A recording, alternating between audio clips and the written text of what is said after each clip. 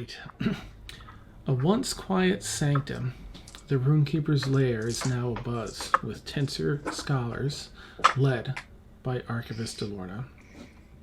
A towering form of the very darkest onyx stone occupies the center of this space. A silent, still onyx dragon looms over the bookshelves, ever the sentinel. The refreshing autumn air has been replaced with a stuffy heat in this room. The library is in ruins. Bookshelves leveled, decanters and paintings askew, tables and chairs overturned and destroyed, scorched with necrotic damage, and the massive chandelier now hanging precariously over the onyx statue of a dragon in the library center. The smell of decay and smoke dance across your senses. Archivist Delorna approaches. She looks at party members new and old. I see your journeys have taken their own toll. Still, it is fortunate that you have arrived when you have. Time is of the essence, and ours is very limited if we wish to save the Runekeeper.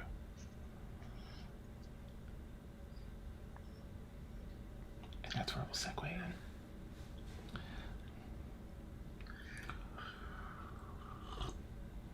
All right. Go ahead. We got a message from Delorna, right? As well as a message from... Mm-hmm. Correct. Mm-hmm. She was called in because she has this a specialty with ancient dragons. Is Delorna in this room too? Yep, she's the one that just spoke to you. Oh, okay, gotcha.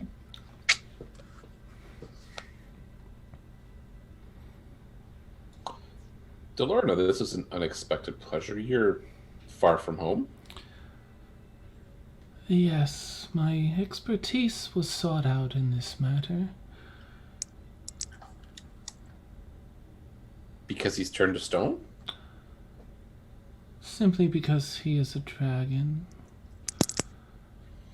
Oh, I'm sorry. I didn't realize you were an expert on dragons.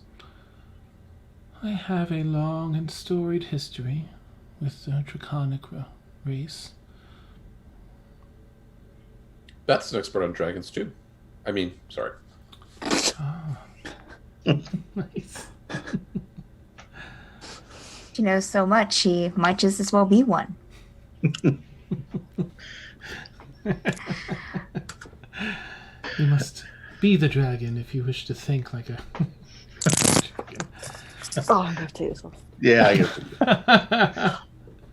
Valiant effort, though. Thank you. Yes. Mort's going to, I guess, chime in with Delorna. So you're saying that all's not lost with the Runekeeper, that there is a possibility of bringing him back from this petrification? Yes. Have you met, were you there, Mort? Have you met Delorna? Yes. Okay. We looked at the mirror for a bit. Ah, that's right. Yes, Mort. There is a slim chance, but a chance nonetheless. Okay, what needs to be done?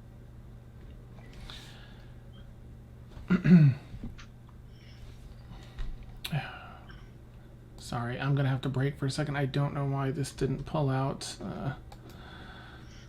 I thought I fixed this tweet, and now it's too many letters. Well, anyway, if anyone uses the tweet, you're just going to have to pull out part of it.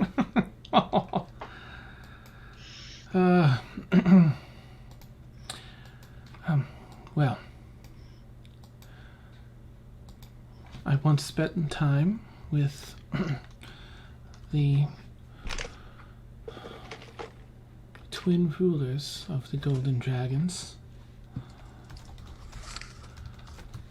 What the Runekeeper has done here is very dangerous.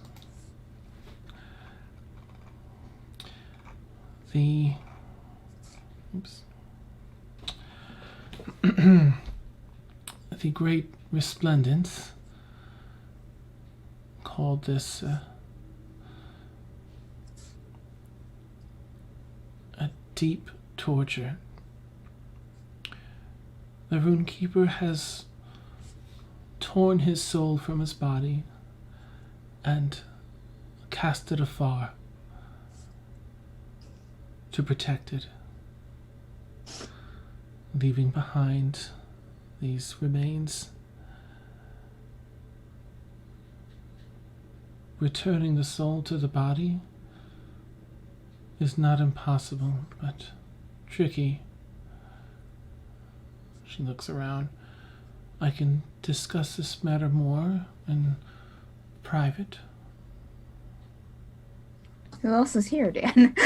A number of Tensor scholars are running around. Yeah. I didn't realize. Kaylin looks around for the first time, noticing the scholars for the first time. Oh.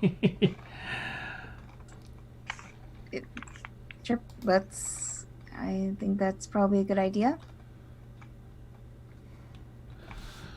Then, please, they with me. And she float hovers across the floor. She's sort of gliding. She's stepping, but it's almost like a glide along with her step. She's a shard mind. Returning to the elevator, if everyone's following, unless anyone has anything they want to do here in the library first. Dan, can I tell what kind of stone that the Runekeeper turned himself into? It's onyx. Oh, okay, you said that. Got it. Okay, that's all I wanted. Okey-doke. Is there anything? I just want to give the scene a quick once over, I guess. Okay. Yeah. Go ahead and you can make an investigation or perception check if you're just trying to spot anything that you haven't seen at first glance. Yeah. Perception. Okay. I'd rather do investigation, but perception it is. You can do either. No, you Okay. can you can choose between the two for this. All right, investigation it is. Because that's 11 plus 9. Oh, Nice. beautiful. All right. So aside from the carnage that you see here, the damage dealt to all these structures, you also notice that most of these Tensor scholars are cataloging items. They're repairing somewhat and cleaning up a little bit, but mostly they're organizing and picking up a lot of the artifacts and relics that the Runekeeper held watch over, creating them up and taking them to the elevator. I might walk over to one and ask them, where are they taking? And why are they taking? You come across one that is a half elf, maybe in their late 50s male. He's kind of looking around at you and who you're with. I am sorry, sir, that's privileged information. I may ask who you are and what your credentials are.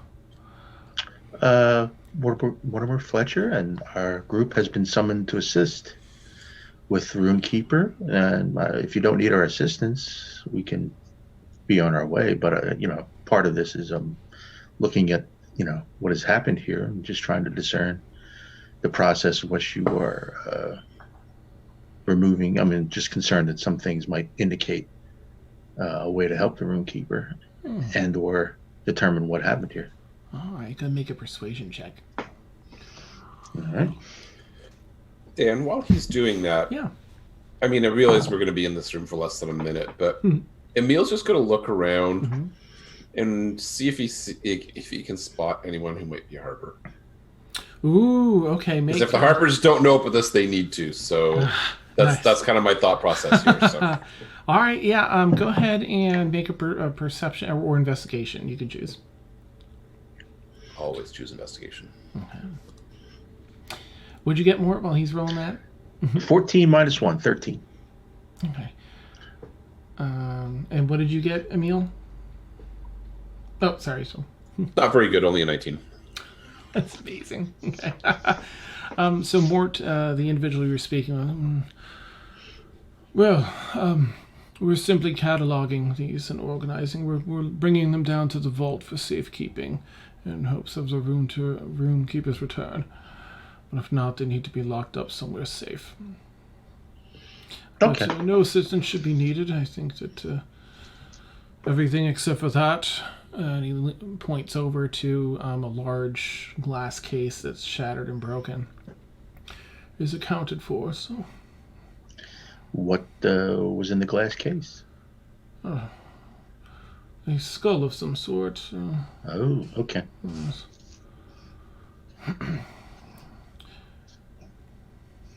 Mort's taking out his pad, writing down. Glass case broken. So there's no sign of the skull that was in that case. No, we believe that may be the cause of this scene, this disaster. Perhaps a demi-lich or some other possessed skull. But that's just between us, of course. Oh, certainly. Is the Okay. university in the habit of collecting skulls? Sir, he's with you? Yes. Oh, This is my companion, Galver. a pleasure. Only if there are some arcane import or danger. Runekeeper takes watch over a great number of deadly or relics, and yes. I believe this was the only skull, though. Does Kaylin hear him talking to Mortimer and what he's saying? Let me quickly, before I forget, Emil, you don't see any Harpers in here. Okay, thanks. And Kaylin, yeah, I mean, you can be close enough for this, yeah. Okay. All right. Okay. That's all I wanted to know. Thanks. Okay. Mort's going to take 2 steps towards the elevator, turn around. Just one more thing. Yes. I guess we should coordinate everything with the Lorna if we want to see a manifest of what you guys put down in the vault and all that stuff. Just for evidence sake, just in case we need to follow up, we should coordinate with the Lorna. Yes, Dolores is overseeing Runekeeper matters and does have some access to this, but you would more likely be looking at dealing with the dean of the campus if you wished access to the catalogs. And that would be... He sees one of his supervisors sort of giving him the stink eyes. I'm sorry, I must return to work. You can find out at the main entrance. There's some folks there that will help you. I completely understand. My And I apologies. appreciate all the help you've been. Yes, of course, sir. Yes, sir. And he's Yes. hustling back to this position. All right. So, otherwise, if everyone's scooting back... I'm sorry, Galther, did you have anything else you wanted to... Okay. That's right. All right. You head to, Delorna's sort of waiting patiently at the elevator as everyone catches up. You step through, and again, the gate closes behind you, and the doors close, and then they immediately open. You're in a completely different space. You open the collapsing gate again, and she steps out. My office is right over here. And gestures towards the door. She kind of glides over to it. Opens the door. There's plenty of room for everyone to sit. So not around a table or anything. There's a desk up at the front end, or as you walk in, it's at the back end of the room. But there are some couches, love seats, and other chairs around the room. It's a fairly spacious office. Please sit and close the door behind you. Just rest in her seat. Kaylin will make sure everyone else gets in before, and she'll close the door.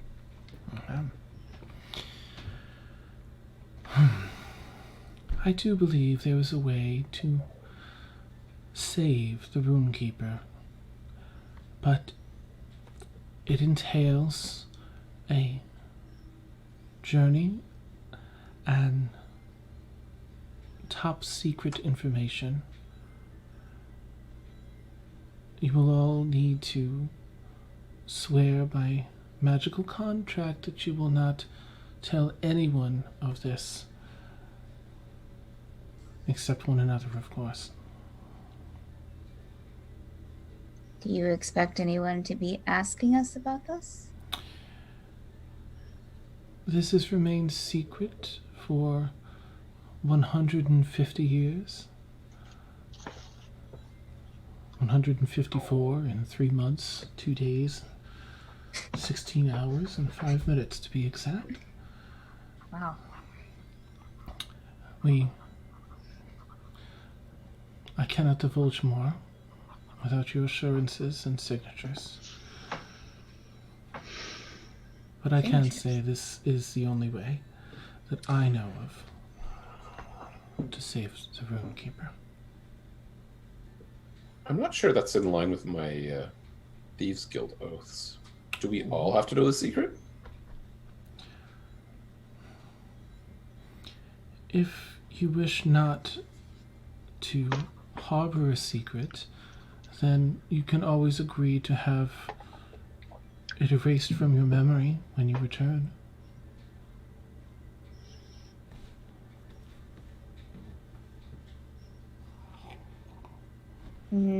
So That's no terrifying. notation of what is this going to entail of us before we sign? She thinks, considering what she can say and what she can't. Because I'd like to know if I'm signing away my life. Or signing away to my death, I guess. If the secret is that the what is he called, the librarian?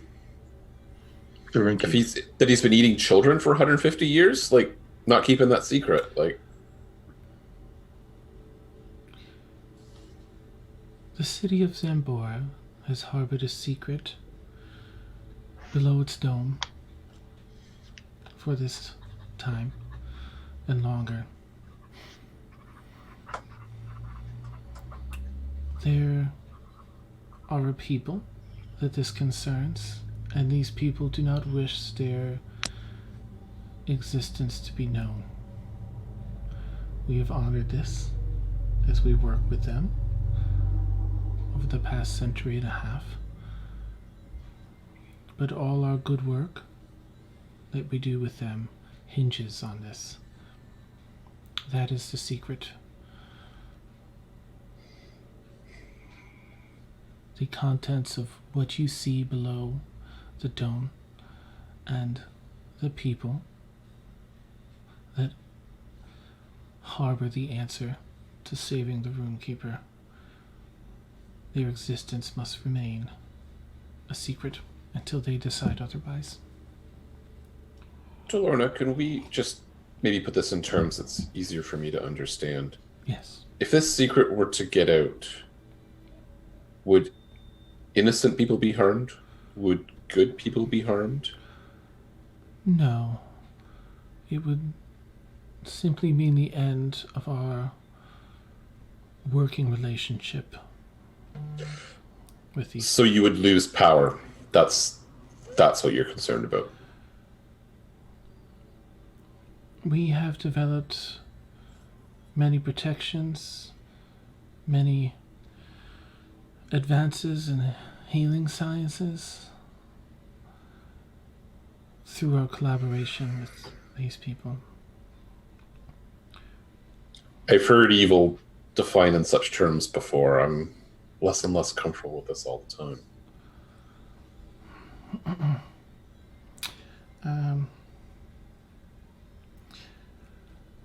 Can I insight this, actually? Yeah, definitely.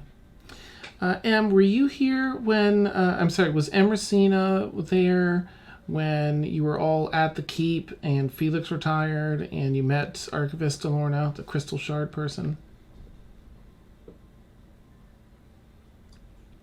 Em has not been to the keep No. Well, the only time Doesn't- that I was when I was tracking Felix, but that was Right. probably after all of that. Okay. Neat. No. Thank you. All right, what'd you get, Emil? Sorry, 15. Okay. She's kind of hard to read, but she seems to be genuine. Doesn't seem, get that vibe of her hiding anything malicious or anything like that. But if Emil and Kaylin could make a persuasion check, if you would, please, just as you're saying, what you're I'm not. so good at persuasion. Wow. Going to the strengths there. Nice.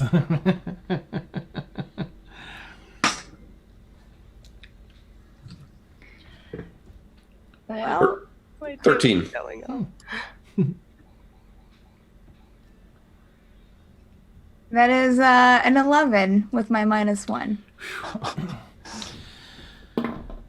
Oh, wow, she rolled a 1 and 18. Okay. What are the chances? So she rolled 18 as her second one. So Kaylin, she's not really like, what you're saying isn't affecting her that much, but Emil, it sort of rings true.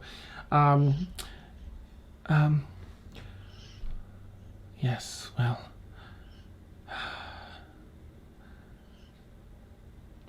I see. Perhaps if, and she nods to Emersina, if you wish to give your permission, then I can share this information with with everyone else. Hey, Yes. may I ask who are you? My apologies. I'm Archivist Delorna of the Wizards College of Eferon, Zambora campus. And your business is? I watch over all things scholarly and arcane, delve into the lore of the multiverse and arcana at behest of the Wizards College of Eferon. I have assisted your compatriots with an assessment of their keep, the mirror that lies below and the mage circle that lies beyond. And here I've been called for my knowledge of dragons and the great loss we have in the Runekeeper. So why are you so willing to give a secret? Is it yours or is it of another's? She looks a little confused for a minute. Well, it is yours. That's why I ask if, with your permission, I will share it with everyone else, since these are your compatriots.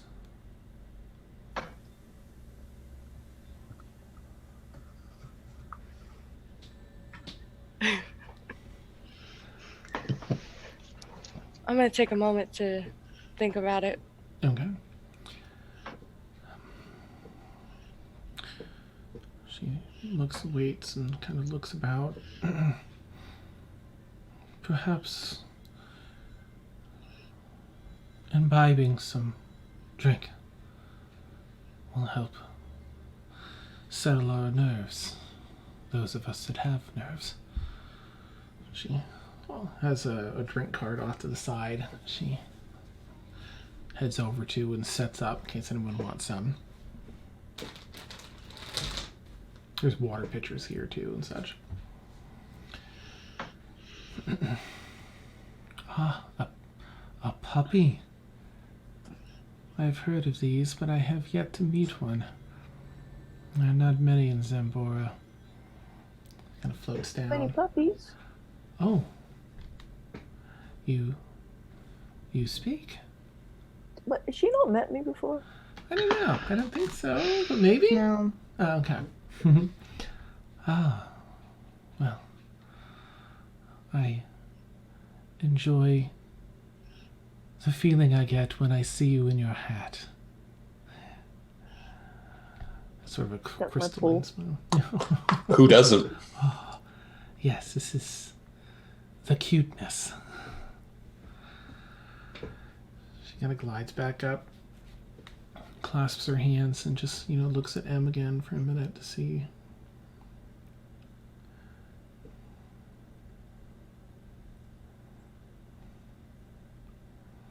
Is this something I already know? I believe so. You are Tildari, correct? I So she seems really confused. You must be aware then. How else would you get here? There are a lot of things that I am aware of, but it doesn't mean that I'm willing to share it. Understood. I will not share with your compatriots unless you are comfortable with me doing so. I trust them, but it doesn't mean that I trust you.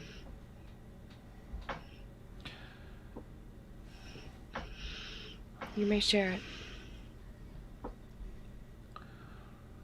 I know what the price is. Okay,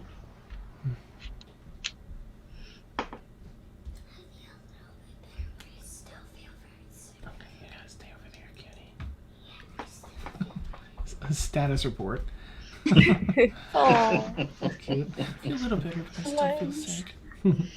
yeah, I'll just keep coming out of their beds. Yeah, I know, right? I'm sorry, did you say you did want her to let them know? Yes. Okay. Yes, of course. So, below the dome in Zambora lies a portal to the land of the Tildari, found 154 years ago, and it rattles off whatever the month and day and hour were and minute updated.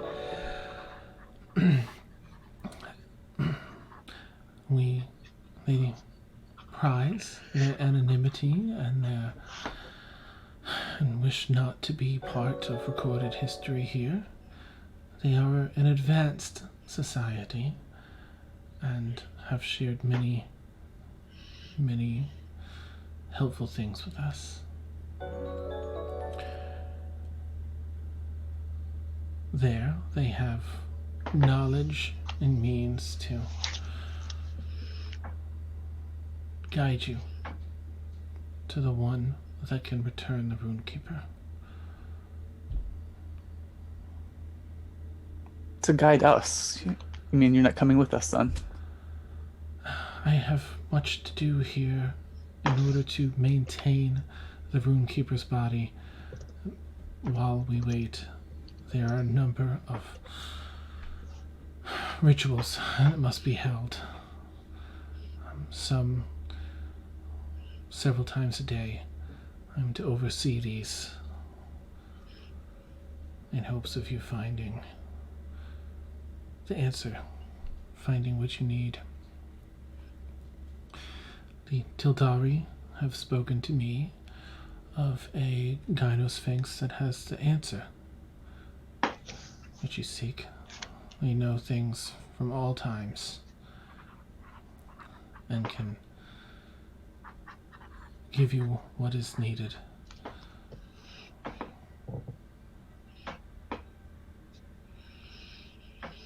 What about the other half of this equation?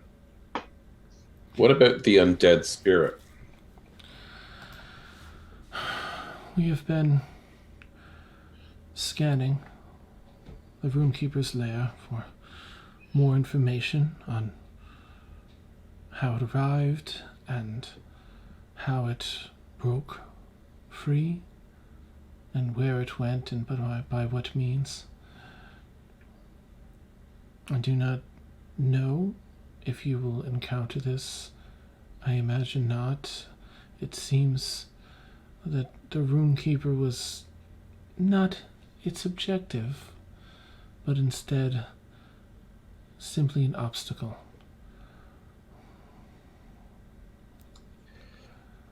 This feels a bit backwards to me. I mean, no offense to the Runekeeper and to Dragonkind in general, but the bigger deal is that there's an evil out there in the world potentially doing great harm. Our hope is to return the Runekeeper and ask for his guidance in how to pursue this demi-lich, this creature that has escaped. But we are seeking information through the means available to us as to what this might be and where to look.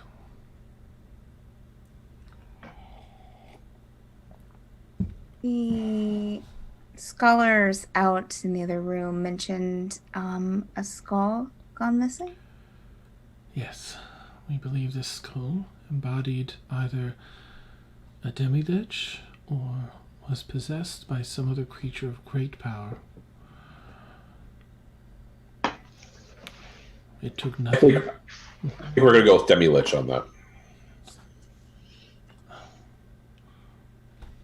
Kind of nods. Can you repeat the... Oh, I'm sorry. Go ahead. No, Kaylin was just gonna say, I believe the Runekeeper was studying the skull. Do you know where his studies might be regarding that? All of the Runekeeper's assets are being cataloged so that we can ensure that nothing is missing. Nothing has been revealed as missing so far, but his notes Other are than the likely skull. to be... Yes. Well, that's not just anything.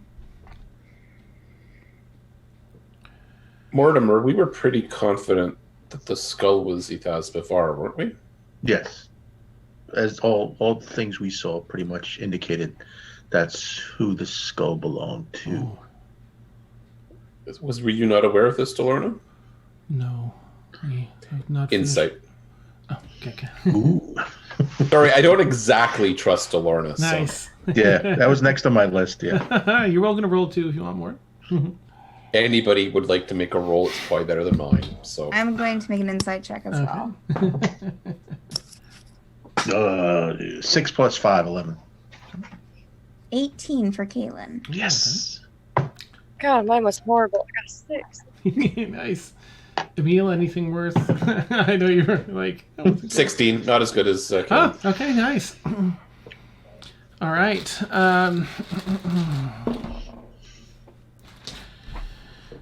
She seems to be honest. However, Kaylin, you get the feeling like maybe she's holding something back. But she's really super difficult to read, so it's sort of on the fence for you. Can you mention where the dome is again? Because I didn't catch the very Oh, first sure. part. Xanbora. Xanbora. It's over on the continent of Ephron. What else? Next to the keep. That's the big city near the keep. It's Okay. a 4-hour trip from our keep. They have great hat stores. Yes. Awesome. How close were you with the Runekeeper, Delorna? We have met a few times in the past. I spent many decades traveling amongst the golden dragons that would allow. I had met the... Oops. Notes, why'd I scroll up? The twin resplendences, which are the two great worms that ruled over all golden dragons.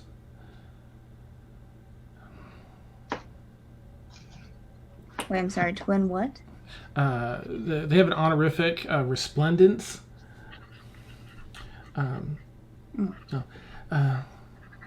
Typically, there was a single elected leader, which is referred to as your resplendence, as an honorific. However, there were twins that were equally matched for the position, and thus they ruled together, handling different aspects of the role.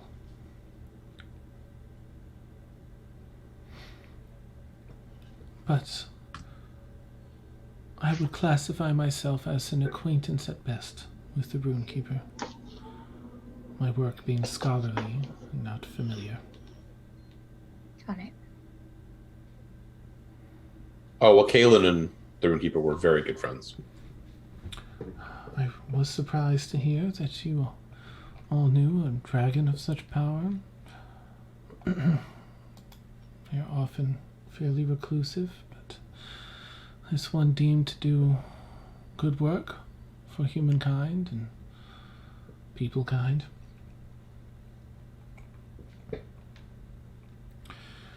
With this whole thing, I'm led to believe that this could be a very dangerous task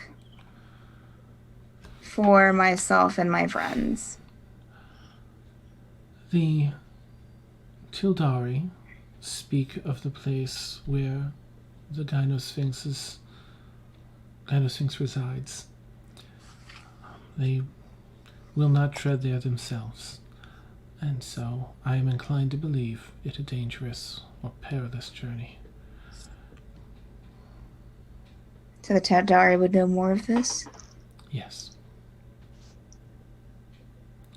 I offer the use of the portal below Zambora, an introduction to the leaders of the Tildari.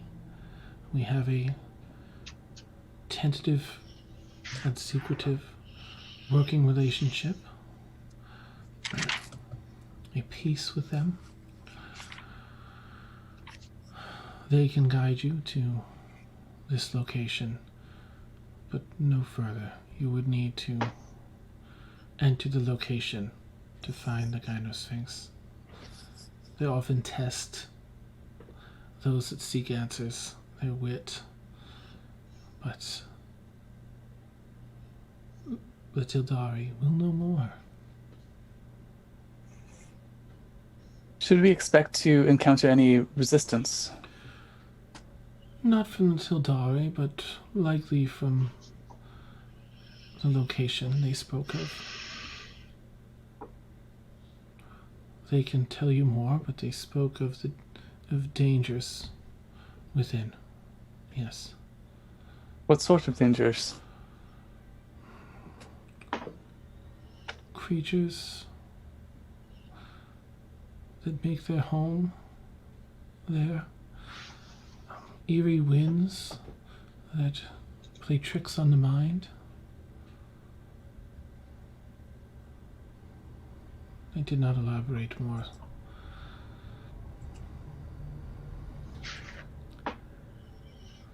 Seeing that it's gone missing, if we agree to do this, I would like to see the notes that you can find of what the studies were on the skull. Yes. If this is truly Ithas, then it's important to share information. We will need all of our wits to deal with them. Yes. It goes off into thought, like, Ward's just going to ask, will you be going back to Zambor? I will stay here to manage the rituals. If you are able to return in time before the decay of the body, then I will perform the ritual to return the soul to the body and return to Zambora after then. Those are my current instructions. Sorry, the button.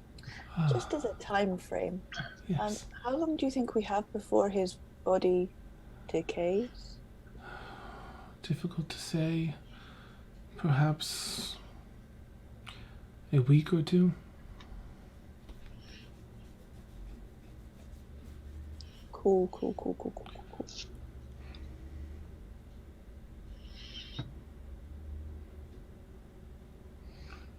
There are many scholars here to help perform the rituals well. So hopefully closer to 2 than 1.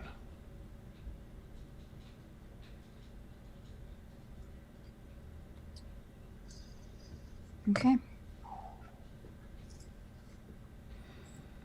Blueberry's hat buzzes a little with Callie underneath.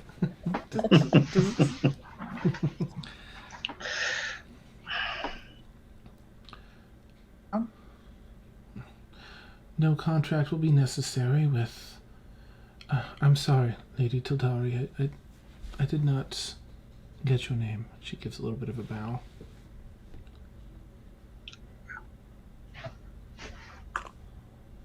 I'm Racina. As you travel with Emersina, no contract will be necessary. Does she know my last name? As far as you can tell, she thinks that you came from the border below Zambora. And like you're just amongst the ones that she's dealt with so far. Okay.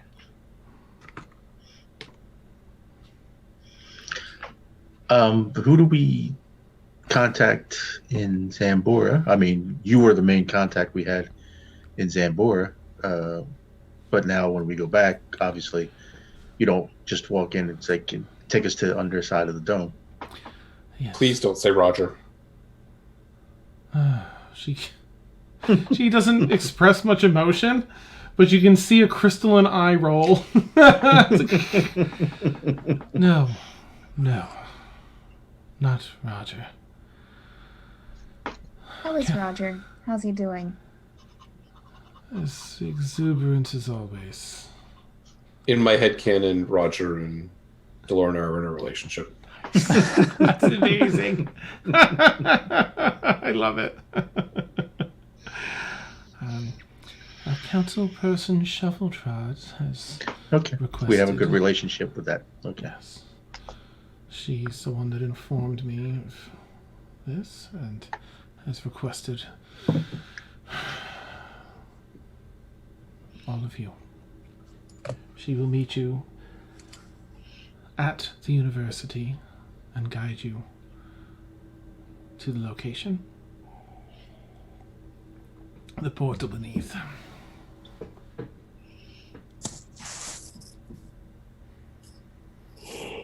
When?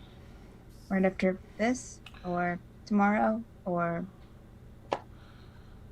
The sooner the better, but we can So certainly... she'll be there today? Yes. Okay. I need only send word. If you wish to leave now, you may leave now. If you have business to do first, you may do so. There are means here to assist you. Healing potions and salves. And some coin, should you need it. Help you on Coin. this journey. Very, like, out of character. Are we on the continent of Calais at the moment? Yes. And we need to get to Ephron. Got it. Cool. Neat. What coin? Yes, and Tildari also use base minerals, gold, silver, in their daily life. While they don't have the same need for currency as we do in their much advanced civilization, they do use it in their art freely. And so they welcome trade. Okay. They may have equipment and gear there that you will not find anywhere else. They're You're isolated. saying we'll need... Oh, I'm sorry. We'll need a different type of money? No, the gold and silver you have, they don't have currency in the same way that we do. They simply use it for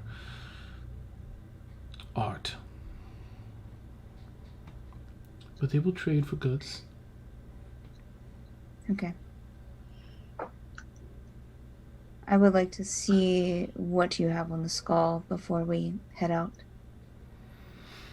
I will make a request for the Runekeeper's notes if they have been logged. And I will share the information that we have as well which is not much, I must say. Anything will help. You're welcome to remain here, or if you are looking to rest for the night, I'm sure accommodations can be made in the university. Do you think you'll know today about the skull, or... I can retrieve the notes now if you wish, yes.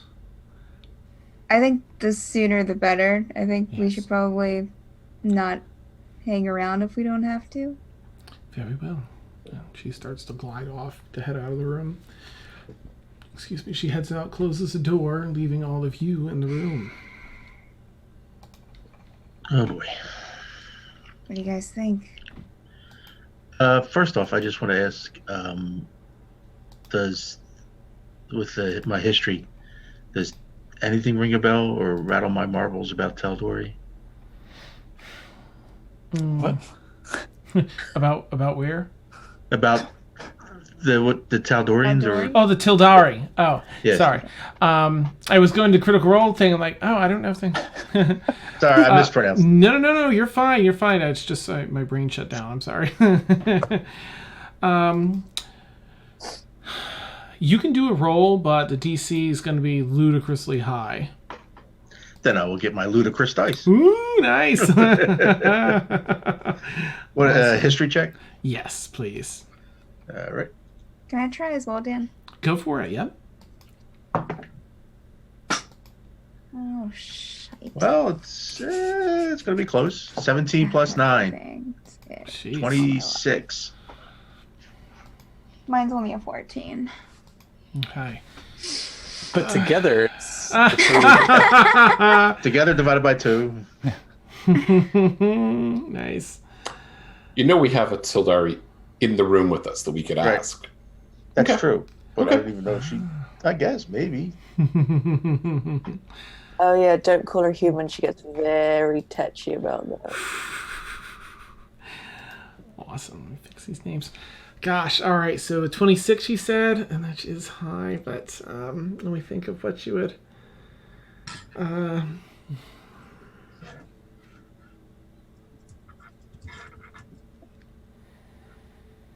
Nothing by the Tildari name. Okay. You would have heard, like, from your cousin's mother's uncle's friends, sister's daughter's friend's nephew. Oh, that's way back. Yeah. That Zambora had some access to, like, super advanced arcane stuff.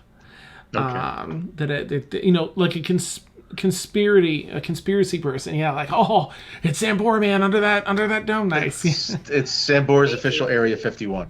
Yeah, exactly. So maybe that ties in with a Tildari. I mean, it Okay. kind of does now that you've got this information, but they are like ultra out of the Secretive. scene. Yeah. Okay. All right. Dan, I sent you a message on Facebook. Ooh, chickadee, check it out. secrets. Awesome. And thank you so much, Anonymous, for all the gift subs. I am sorry I missed that when it happened. That's a wonderful thing. Thank you. And Frank for the cheer. Awesome. Yeah, I am slow on my game tonight. Shame on me. I'll look to Kayla, I guess. Well, she hasn't, as nervous as tens of people make me, but she has been pretty straight up with us in the past. I'm not really questioning her truthfulness. I'm just questioning the vagueness of what we're getting ourselves into. Emil's going to try and is going to turn and face Emerson and see if he can actually make eye contact with her. Since the last time they spoke, she stormed out of the room.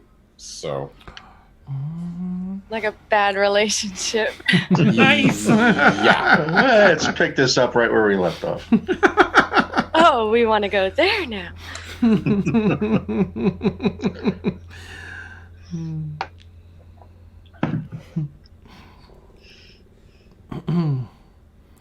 All right. Yes, Emil.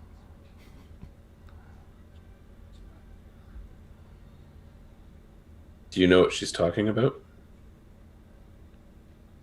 Vaguely.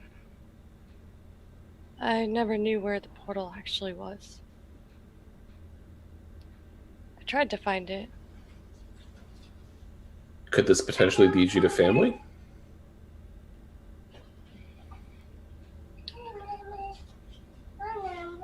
Maybe. Is that good or bad? Both.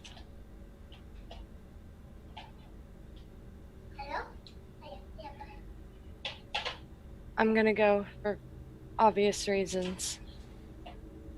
But you guys don't have to.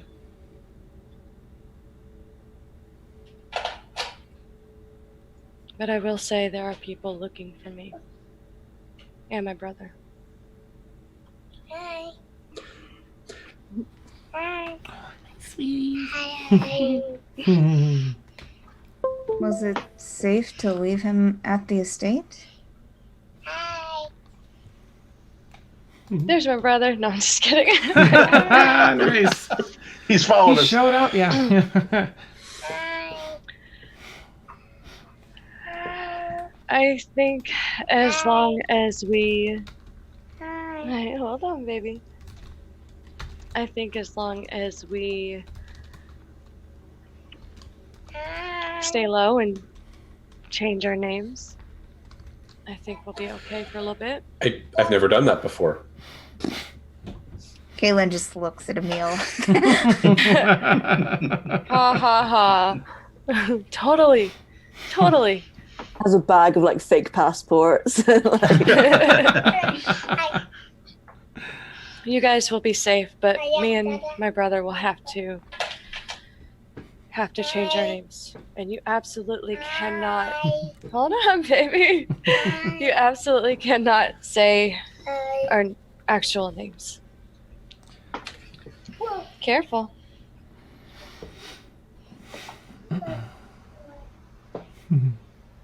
You're like a princess there.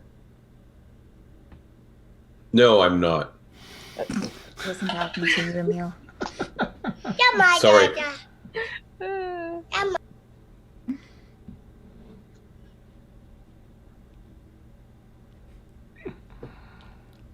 He's trying to talk on the phone. It's really hard to roleplay. He's too cute.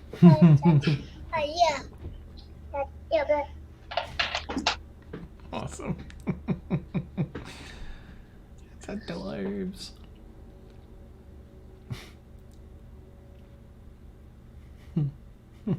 You can't not be quiet right now. I know. Hang on, Mom. I've got a call. Quiet.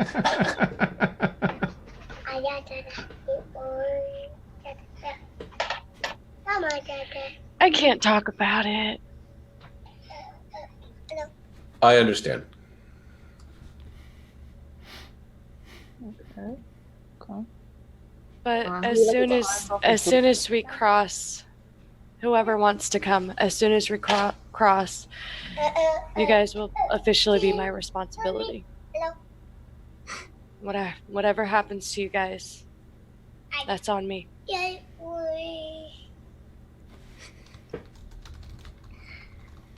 think that's really how this works. But Kaylin's not the one to say that. Don't. The door I think jiggles. Emil's a little bit too scared to say that right now. Nice. Say it.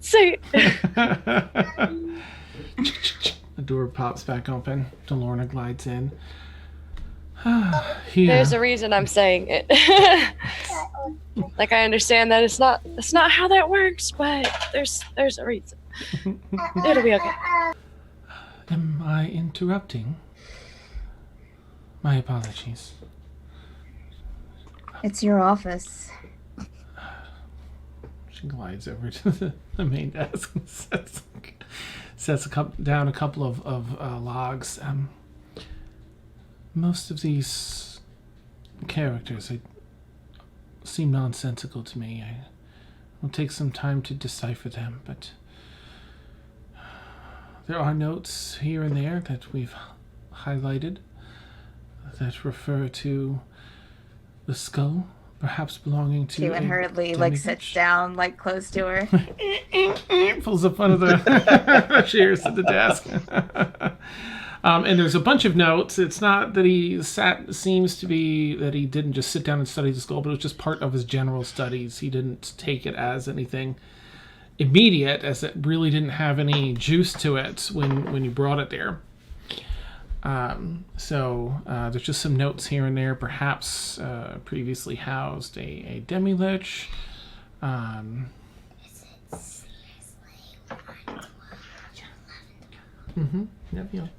Nobody's allowed to roleplay tonight.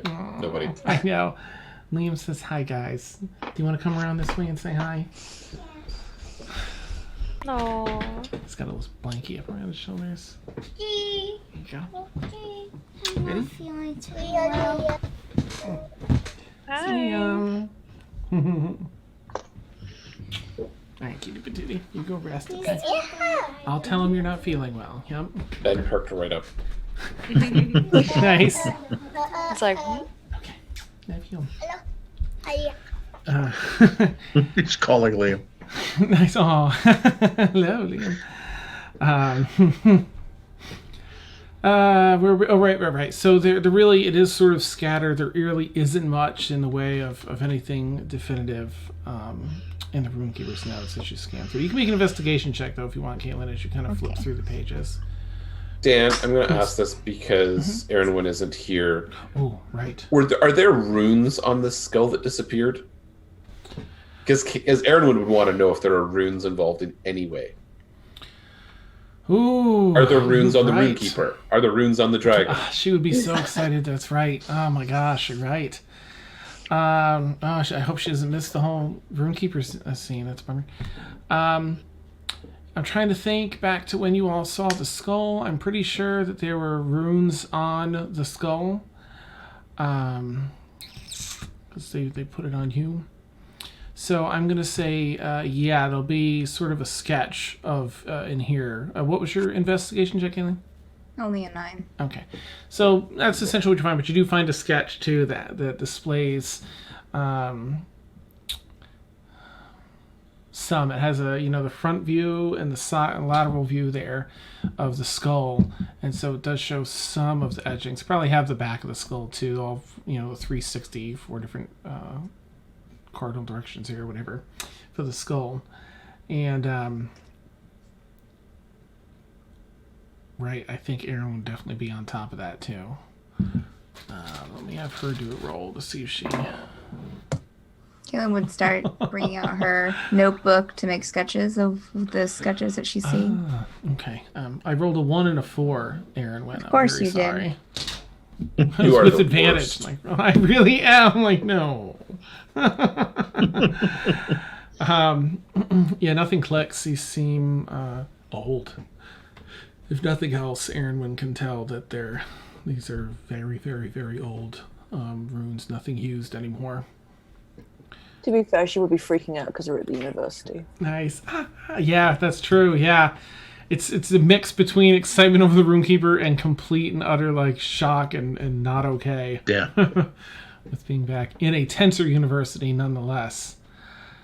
She's been trying to get under that dome for months though now at this point, right? Yeah, that's right. Now she'll know what's in there. Yes. I've requested some potions be brought in to assist and coin. They should be here shortly. Thank you. Is there food available? I don't think we've eaten yet today. Oh, we can certainly have some food brought here and some rations for the trip. Thank you. Of course. I wish to see the Runekeeper well again. As much as the next person. As much good the Runekeeper did here. I agree. Where's my thing at? Okay. So she heads back out and calls for some servants. They come back a little bit, maybe 10, 15 minutes later with some prepared food, rations packed up, and I'm pulling up the potions that you get right now. Beautiful level 12 people. You know, I'm going to do this in Fantasy Grounds because that'd be a lot faster than through that bug. All right, let's see what potions you get. Because it's not just healing potions. Pew, pew, pew, pew.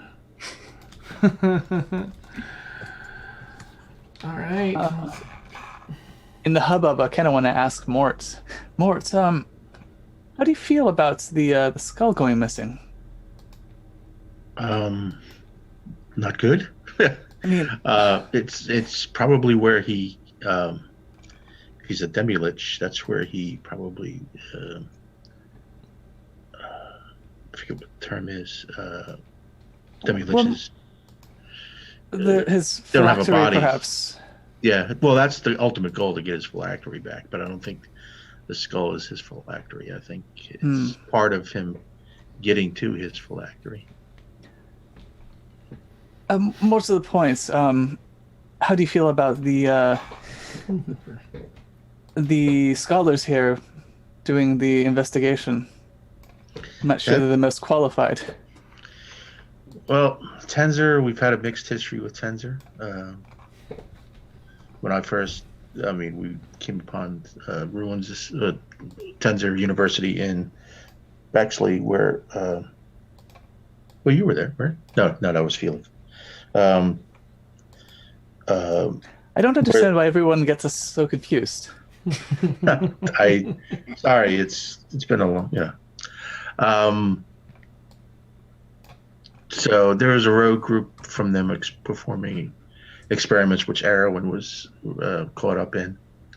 So that's why everybody's sort of giving Tenzer the side look. Plus, Erwin and I, well, I don't want to discuss that in front of Delorna. Not yet. I'll say this as there's some things we found in Cal Darul that led back to Tenzer. So there's Tenzer's involved, but I'm not quite sure how, and I'm not quite sure their intent. Perhaps it would put all of our minds more at ease if we were to take a look at where the skull was held before we set off.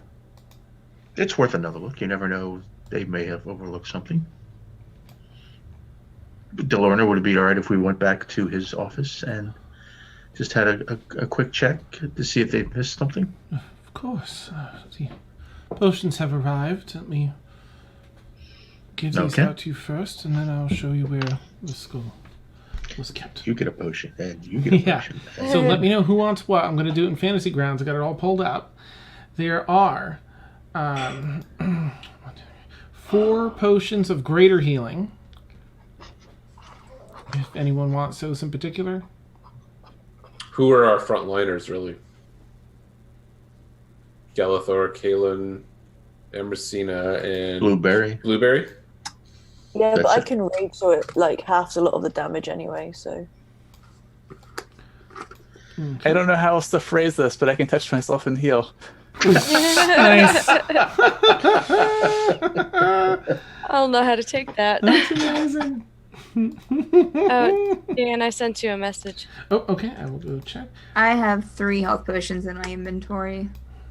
Well, since everybody's turning them down, I'll take one. Well, I went ahead and put. I'll readjust later. I'll take one too. I gave one to M, Kalen, Galithor, and Blueberry. Okay. So if you want, that's fair enough. There are also 2 potions of superior healing. So the 8d4 plus 8. Anyone in particular want those? I'm tempted to say give Kaylin one and maybe take one of her smaller healing potions and pass it to me. Yeah. Okay. You don't want this one? You don't want the superior one? I don't have that many hit points. Oh yeah, I guess. Okay, that's fine. Okay. Are you taking just one of the potion of healing or the greater ones that you just got? I'll take just a normal potion of healing. Okay. Okay. And a superior going in. And who wants the second superior healing potion? I think that's what I gave. One of the potions. Oh, right, and you're taking the other. Right. Okay. I mean, we could always give one to Erin when I don't know what she has. Good point. If she needs them, I can hand off some. I can hand off one of those to her. Okay. Well, I have one in your inventory now anyway, so that'll work. The other one I'll just put into Erin Wins. So you're giving her the superior or the greater? You have one superior. She has the other superior. Oh, okay, gotcha. Mm-hmm. Do the rest of us have greater healing potions? The other four, yeah, it was like Kaylin, M, Galathor, and Blueberry have a greater each. Cool. There's also a potion, one potion of Stone Giant Strength. Strength score 23 for an hour. Strength is a dump stat. Who would like that How one? dare you, sir? How dare you? Nice. Can Blueberry use that? Yeah. I'll take it. Go for Give it. it to someone else. I mean, I'd love to see Mortimer just rage out with Stone Giant Strength, but I have nothing to use it with. I mean, I'll be hitting him with a staff. do you turn green when you get that level of strength? Oh, that's awesome. Yeah. You do now. The robe just shreds. There's a potion of invisibility. It's invisible for 1 hour. I'll Of course, take if it. you attack or cast a spell, it drops. But M. Yeah, I'll take it. Yeah, I've got the spell, so I don't need Yeah, that. so do I. Yeah. Nice. There is a potion of heroism. 1 hour after drinking it, you gain 10 temporary hit points. That lasts for an hour. You're also under the effect of the bless spell Oh, for that that's time. interesting. How is Rain's HP level? Well, Rain didn't join us, right? Mm-hmm. She went off to. Oh, that's research right. ghosts. Mhm. Okay. I mean, Emil isn't heroic, so maybe that potion makes sense for him. Okay. In case he ever actually has to fight something from closer than like 50 feet. Nice. Don't want to, but Last resort. Potion of heroism 2. It might just show up as potion in your inventory. I'll check when I'm done. Potion of flying. You drink this potion, get a flying speed equal to your walking speed for 1 hour and can hover. If you're in the air, when the potion wears off, you fall.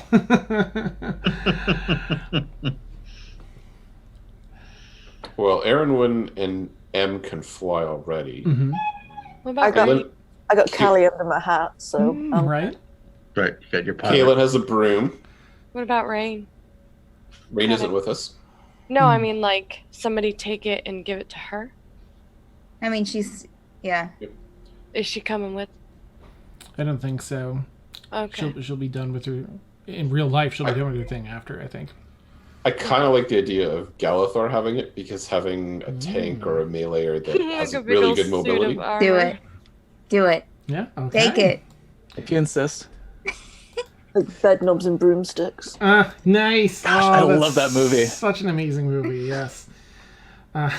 There's also a potion of gaseous form. When you drink this potion, you gain the effect of gaseous form spell for 1 hour. What is that? What? I've seen Death Camera action. I know how this works. You transform a willing creature to, well, it'll be you, along with everything you're wearing and carrying, into a misty cloud for the duration. The spell ends if your hit points drop to 0. An incorporeal creature is an effect which doesn't matter because it's you. While in this form, your only method of movement is a flying speed of 10 feet. You can enter and occupy the space of another creature. You have resistance to non-magical damage, and you have advantage on strength, dex, and constitution saving throws. You can pass through small holes, narrow openings, and even mere cracks. Though it treats liquids as though they were solid surfaces. You can't go through liquids. You can't fall, and you remain hovering in the air even when stunned or otherwise incapacitated. While in the form of misty cloud, you can't talk or manipulate objects, and any object you were carrying or holding can't be dropped, used, or otherwise interacted with. You can use a bonus action to end it, though. Mortimer? Yeah, that's what I was That thinking was too. my first thought. Nice. Excellent. It seems very Mortimer-esque. Right? Alright, so, nope. A potion of diminution. Diminution? Where you can basically use the reduce spell for 1d4 hours. Which is Like continuously, or How just small would Mortimer be? let's see, your size is halved in all dimensions, and your weight is reduced to 1/8 of normal. This reduction decreases your size by one category from medium to small, for example. Well, I would go from small to tiny, I guess. What a laugh. Is Brewer with us? No, Brewer can't drink potions, though. Right? No, Brewer No. stayed at the at Oh, no. the estate. imagine if we gave it to Callie? Oh my god, in that form, yeah. The quantum realm. Nice, yeah. Oops. Do your stats change when you reduce size? Let's see. If I remember correctly, your pushing, pulling, lifting stuff gets affected. Yeah, disadvantage on strength checks and strength saving throws. Your weapons also shrink to match your new size, and while these weapons are reduced, your attacks with them deal 1d4 less damage. So it should probably be someone that doesn't relay strength.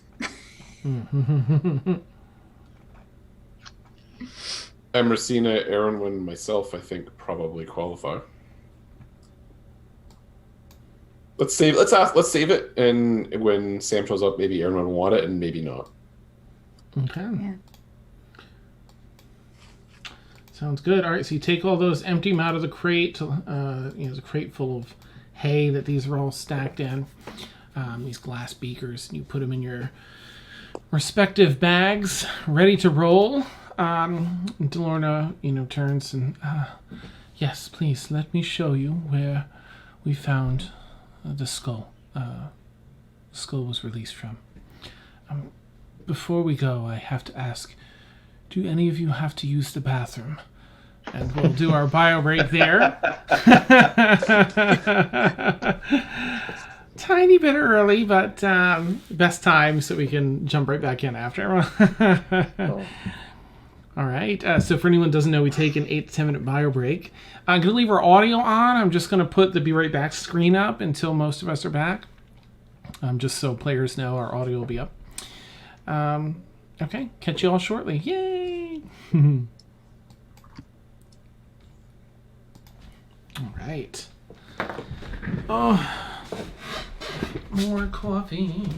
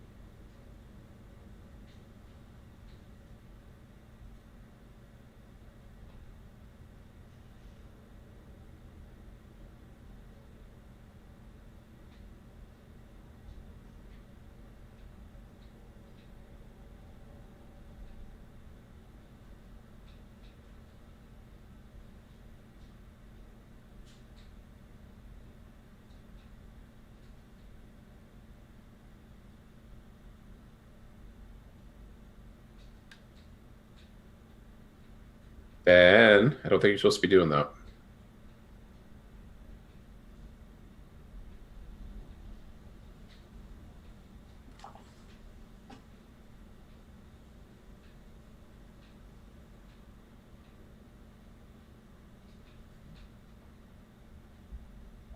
Please don't touch Mom's computer, okay?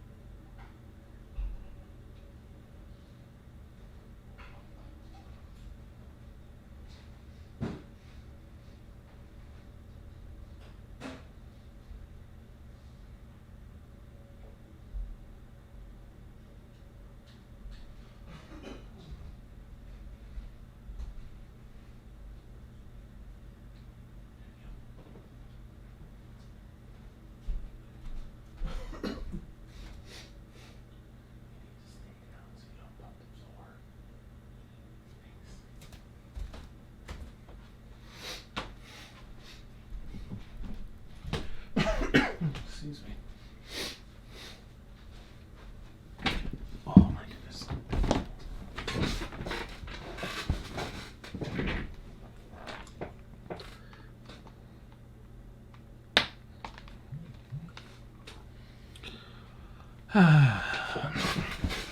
Welcome back. Can you get Sam in the call, please? Oh, absolutely. Thank you. And thank you for the welcome. All right, and Sam. Oh, doesn't she? Well, maybe she's on this. Oh, excuse me. Oh, double excuse me.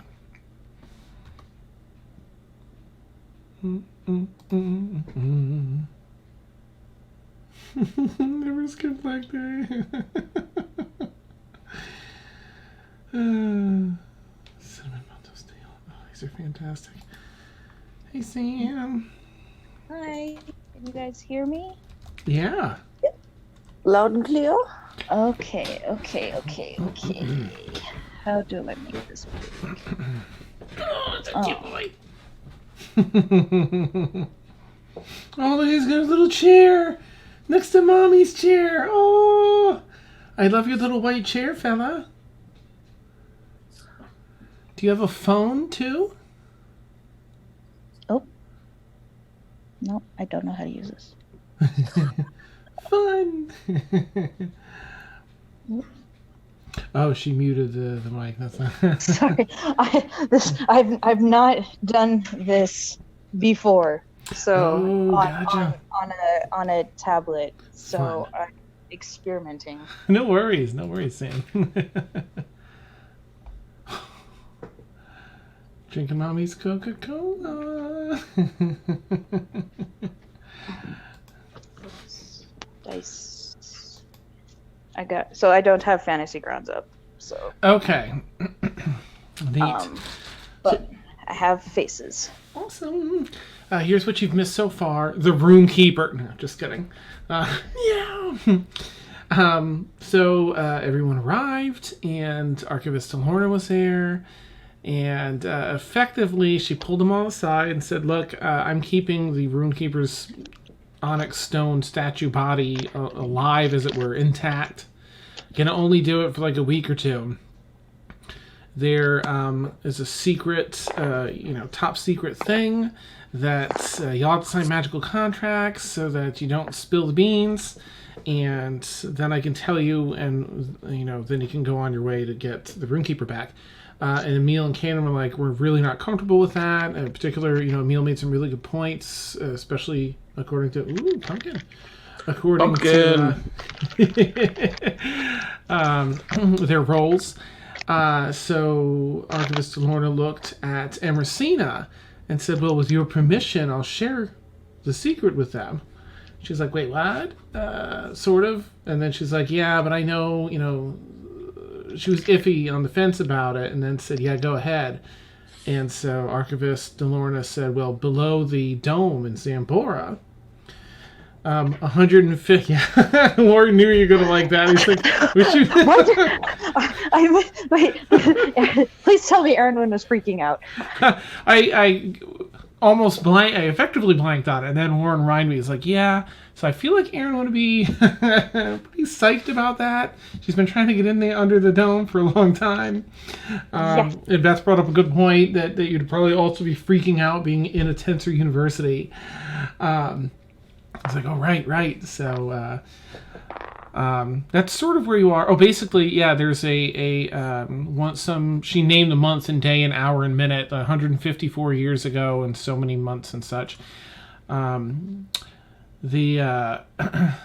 portal was discovered in some ruins below that dome that leads to a race of the Tildari, to their civilization's advanced race that they've had a tentative working relationship with, but they're very secretive and they don't want to be in current history at all.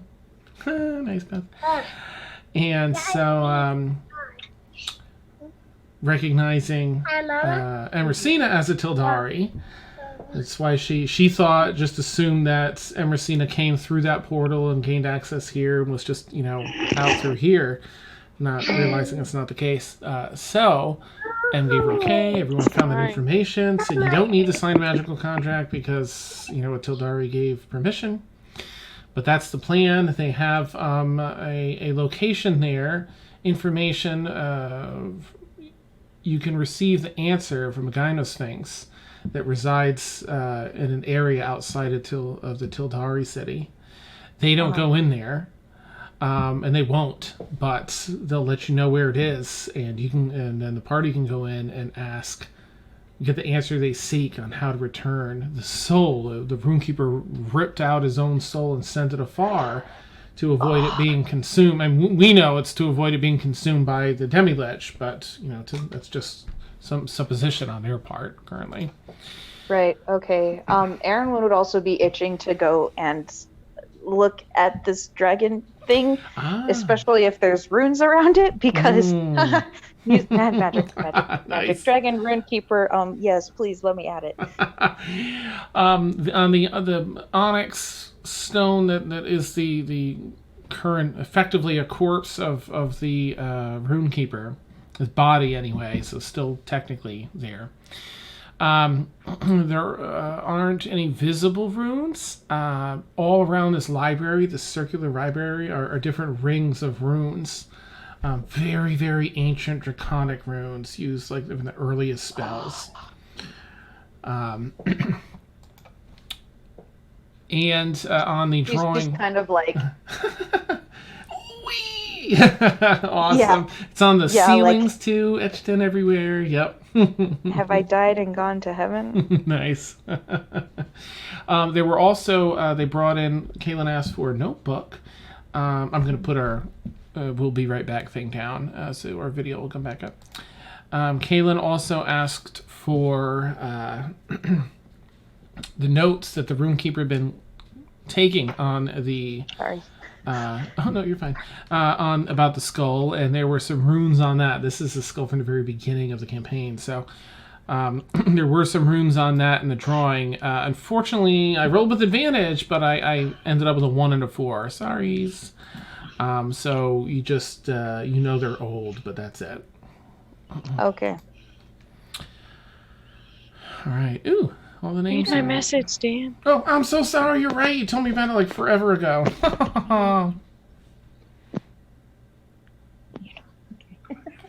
Ooh. Okay. Let me know what you think.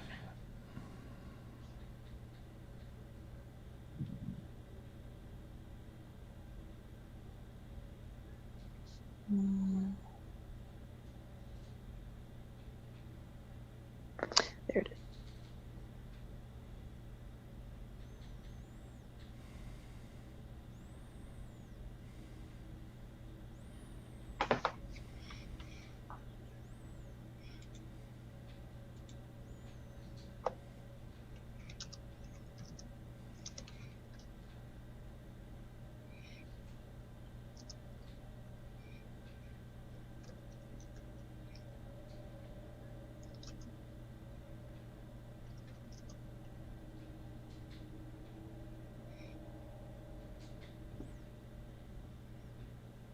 If I can hit buttons tonight, jeez. I'm trying to send, I swear. All right, let me update our tweet thing, and we're back a little bit early, which is extra juicy, of course. No, we're not. Lies. Okay, so what is her name again? Archivist Delorna. Okay. I'm gonna set her to the side. I'm just doing this for shits and giggles. Okay. I'm gonna set her to the side and reveal to her my last name. I need to do a little bit of history. Ooh, that's terrible. I'll give her advantage. Oh, that's still terrible. Oh. Thank you for the information, milady. She doesn't seem to react because she rolls so crappy. She's not aware of your... Good thing you rolled crappy. Yeah. Thank you, milady. Now we're going back to the thing, remember? Here, you want to give a quick wave? Well, they can't see you. So they look in here. These are the cameras. They just show up on the other screen. Say hi. Hey, it's Nina. Hi, Ben. Oh, see, look. Isn't that a little boyo right there? And he's saying, I'm not feeling too well. yeah. Did you Yummy. I told him the story about how you're not feeling well. Yep. Yummy.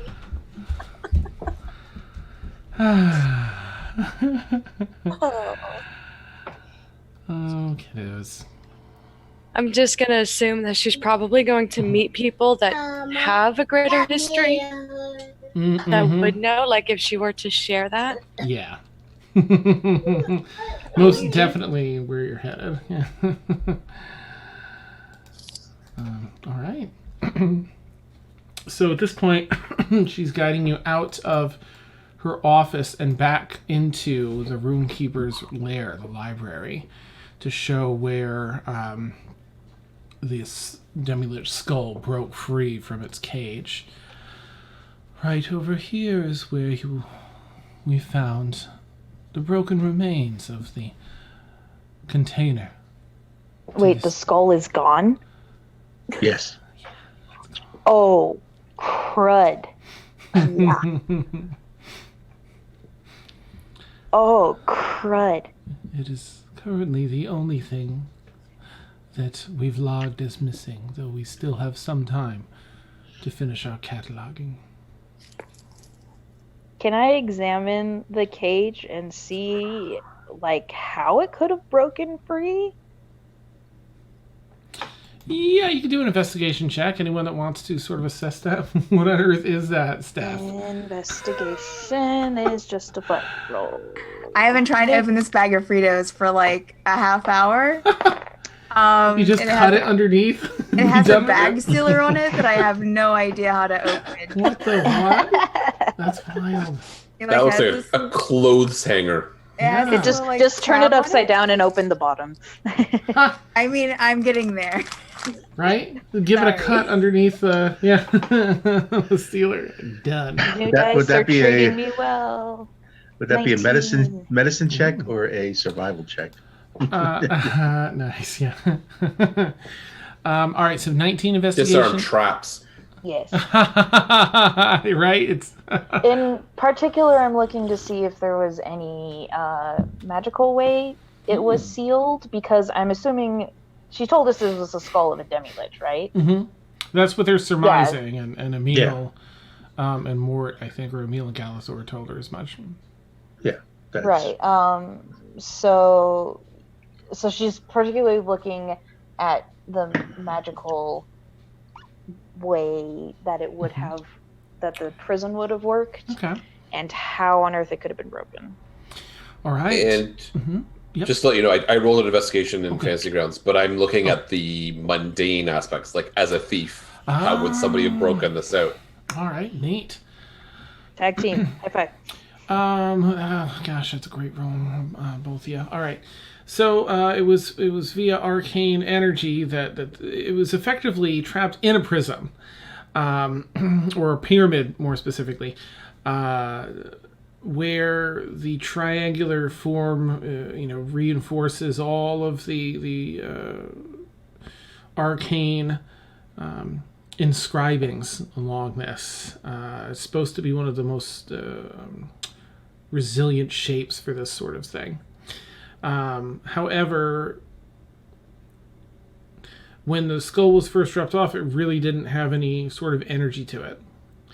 However, that energy was returned, and it was a great force. So, Emil, you can pick up that there was force that it exploded, that this is burst outward, not inward. And shattered with an explosive force based on how far the different particles of glass and such, or the reinforced see-through material, shattered and scattered across the floor. And you can kind of pick up the same thing, Aaron, when it was simply sheer force of arcane energy that blasted this outward. It was a pretty heavy-duty arcane device. But I don't think the Runekeeper had any inclination that this was, Ithaz or anything that powerful. And think- the explosion came from inside out or outside in? Inside out. Okay. Well, that's. Do you think that it means broke that out? someone didn't break it out. Yeah, do you think it broke out on its own? Because that's what it looks like to my untrained eye. That's what it's looking like to me as well. Just a massive boom. That's terrifying. Yeah. Can I, Dan, from that check, I was also looking to see how the prison was built, like what the magic defenses were. Would I be able to tell You that can do at an all? Arcana check with and hand in hand with that. Oh, I love new dice. 22. Nice. It's sort of this fine. I mean, it's sort of mathematics in that it's these fine interwoven arcane energies that are so tightly woven together and in this pinnacle, this pyramid shape, do a great job of protecting from within and from without. It's a really good trap, as it were, a really good device according to its intentions. Just not adequate for the force that was within it. So, like, not adequate strength-wise? Yeah, like, it can contain some really strong things. Just Yithaz is, like, on a different level. Good idea, just not enough. Mm-hmm. Okay. I know Blueberry wouldn't know this, but in terms of, like, from when the group originally gave the skull to the Runekeeper, how long is the time frame between that and now? That's a great question. Oh my gosh. I'm gonna say about a year. I feel like it's been about a year in game. And I can alter that a little bit, but I do feel like it's been about a year. Okay, cool.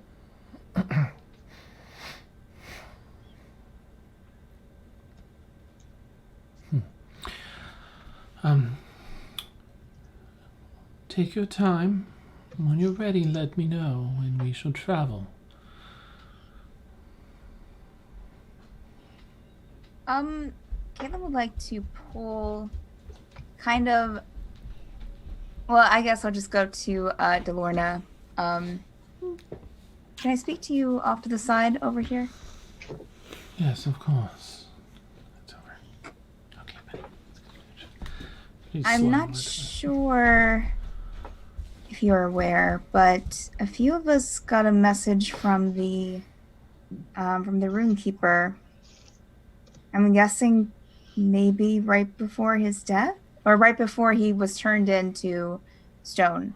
I was not aware of this. What did the It was message a say? warning. It was a warning about the skull. A warning? Yes. What was the warning? I don't know. It just said the skull. Ah, And then that was everything. It was anyways. I see. So you've gave me the notes and I appreciate that, but I also, if there's anything else that you know, it would be most helpful if you shared that knowledge with us. Certainly. I have shared all that I know currently, but if I find new information, I will continue to do so. Okay. All right. Thank you. Of Dan? course. Yeah. Can I don't know, can I, like, do a sniff check on the prism so that, like, Blueberry has in his mind what the skull smells like? So if Go he needs for to it. track it at some point. Mm-hmm. You can do it with advantage with your keen sense and smell and hearing. That's advantage.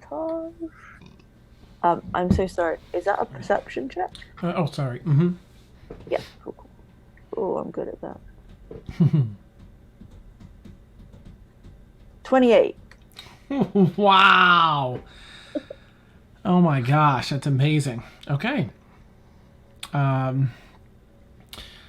It's not a smell you're going to forget soon. It is rank. It is old. It is death. It is decay. It's otherworldly decay. A very vivid scent. Very, very crisp, clear scent. Not to be mistaken with anything you've ever smelled before. Got it locked in. Nice. Blueberries just like. Nice. Perfect. Are you ready then? Is there anything else you guys want to do before we go? I mean, and she kind of gestures around the entire place. I want to look at everything. Pretty impressive. Aaron, Yeah, you know we're in Tensor University, right?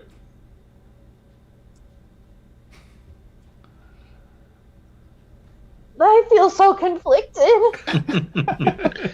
Plus, there are plenty of Tensor boys running around doing their best Indiana Jones, creating up artifacts and taking them to where some of their best people will be working on them. Who's to say they're all boys? Oh, I want to stay here and just forever. Okay, let's go rescue the dragon. Very well. I want to take Adela with me. Uni. Oh, right, okay. Neat. All right, so we'll say the And my uni stupid was brother. there somewhere. Oh, your brother's back at the estate. Do you want to go back and get him, or? So the trouble with going back is I don't think Ben. there's no way to directly teleport there.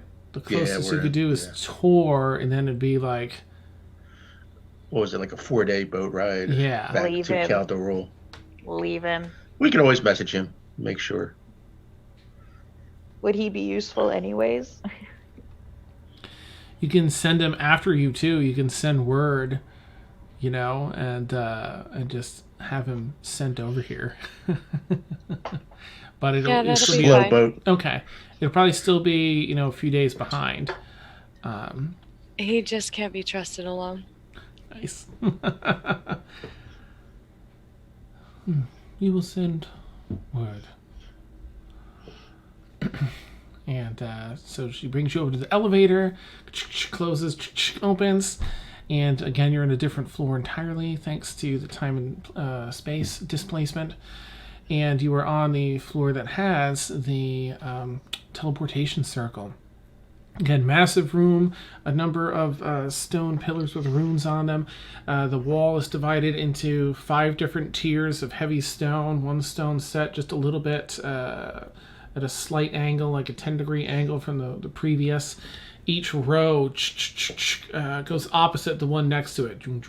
As they start slipping into gear, it becomes a hum of runes that kind of light up and dance as they're spinning it. Beyond your, if you blink, maybe you can kind of see what runes are on the wall. Zipping you over towards the Wizards College of Ephron in Zambora.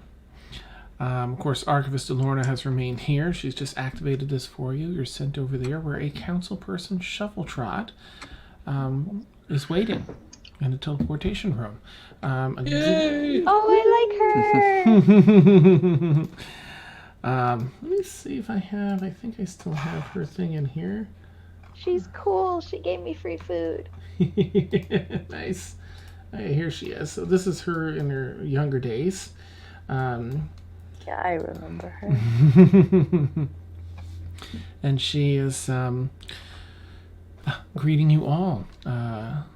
She does not have her tail out in this particular time. She's not everyone knows she's a werewolf.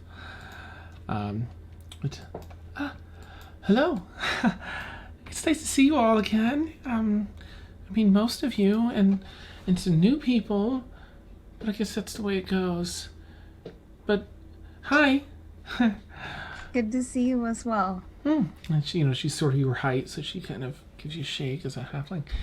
Ah, yes, please come in. I've heard the terrible news about the Runekeeper. I understand that, of course, he was an acquaintance of yours.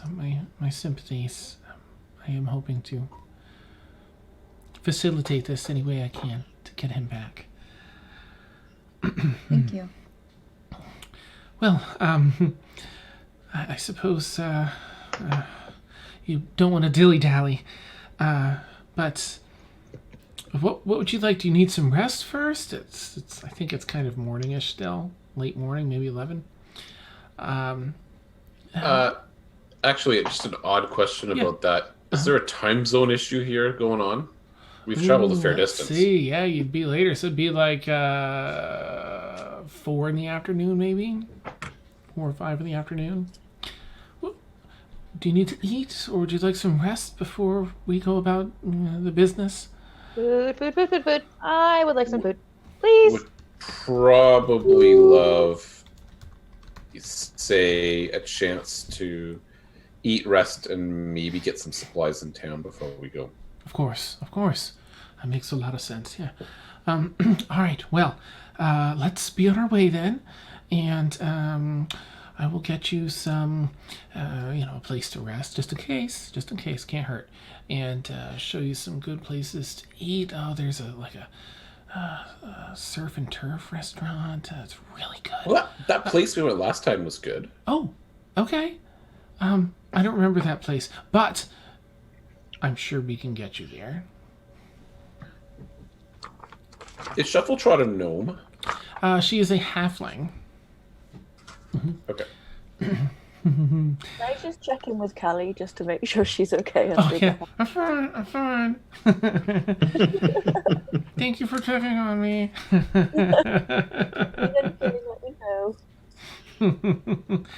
And Scarlet kind of skips off a little bit, off to the similar elevator that's here, brings you up to the main level.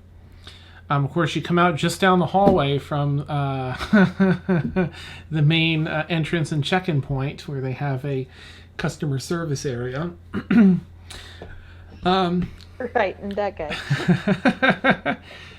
As we emerge into the college, Erin kind of looks around like, oh yeah, this place, and she kind of shrinks next to Galithor and just kind of stays like right next to him.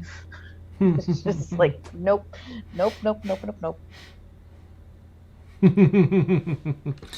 Awesome. Poor Aaron. All right. Well, rest first or food, you said? Food, right? Yeah. Sounds good. Okay. And she starts to head out. Of course, let's see. What's he gonna do today?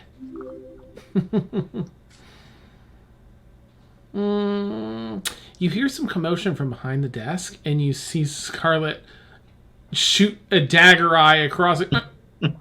You see her shake her head a little bit, and then you hear the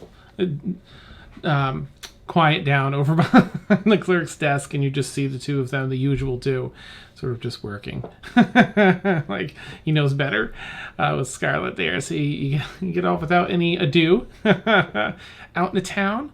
Of course, meal is on Scarlet, and sits down, gets a nice table in a like a separate room reserved for parties.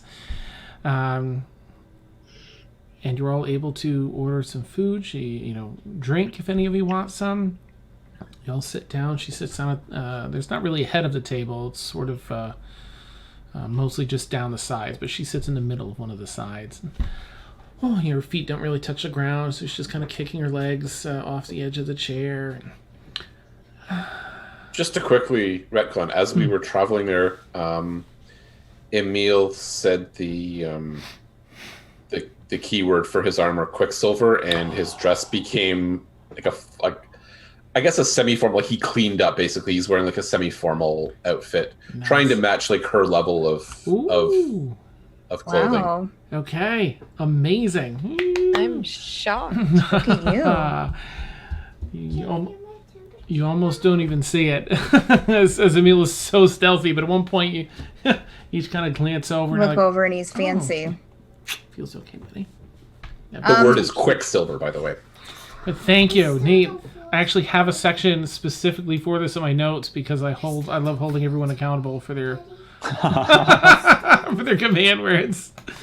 Also, Dan Directcon, while we're on our way from the college to the restaurant, Okay. Kaylin's going to kind of trail behind everyone and just kind of think of the last time that we were here.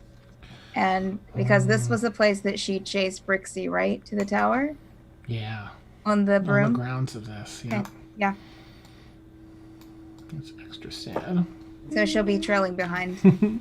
Okay. Oh. Yep, the perfectly manicured front green here. You know the spot well when people came down off the walls and raced out to catch up with you and Brixie where she landed and you landed. The large purple dome in the center of the city hums. In the distance, you actually have to kind of walk around it to get to the restaurant. You all settle down into this separate room. Scarlet. So it's been a while. Is the keep treating you well? Oh, it's been great. We have Felix staying there. We haven't been there for a bit, but we hope to return soon. Oh, good. Phoenix, yeah. He had the hair, right? Like the. Yeah. Right. That's okay. Felix. Yeah. He'd cook too. Oh. He can cook. Wonderful. Speaking of, let's dig in. And there's a whole spread that she's ordered anyway, plus your own orders.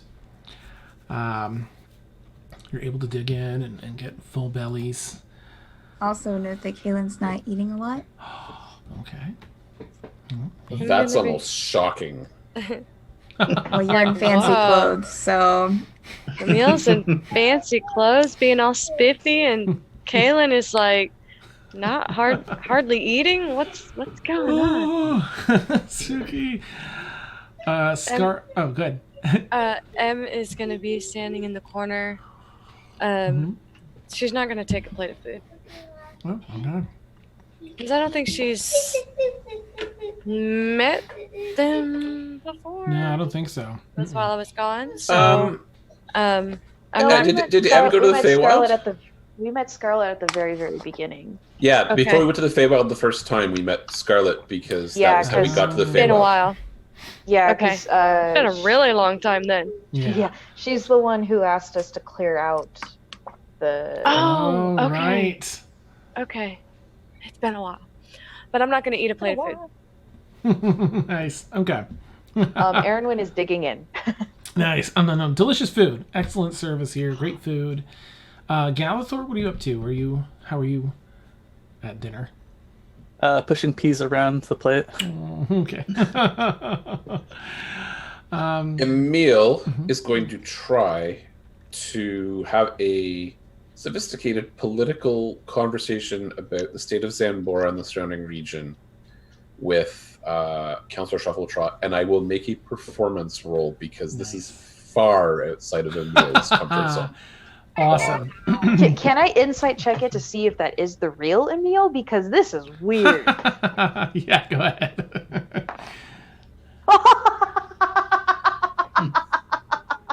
It's a natural 20. Nice. Somehow it's real. Okay, so Which is a total of 19. Emil 10. So you end up Emil. So yes, Erinwin is definitely it's out of character, but definitely the real Emil. So I'll give Aaron a little bit more since it's a 20. Okay. You know that Emil is putting on a bit of a show, and there's a little bit of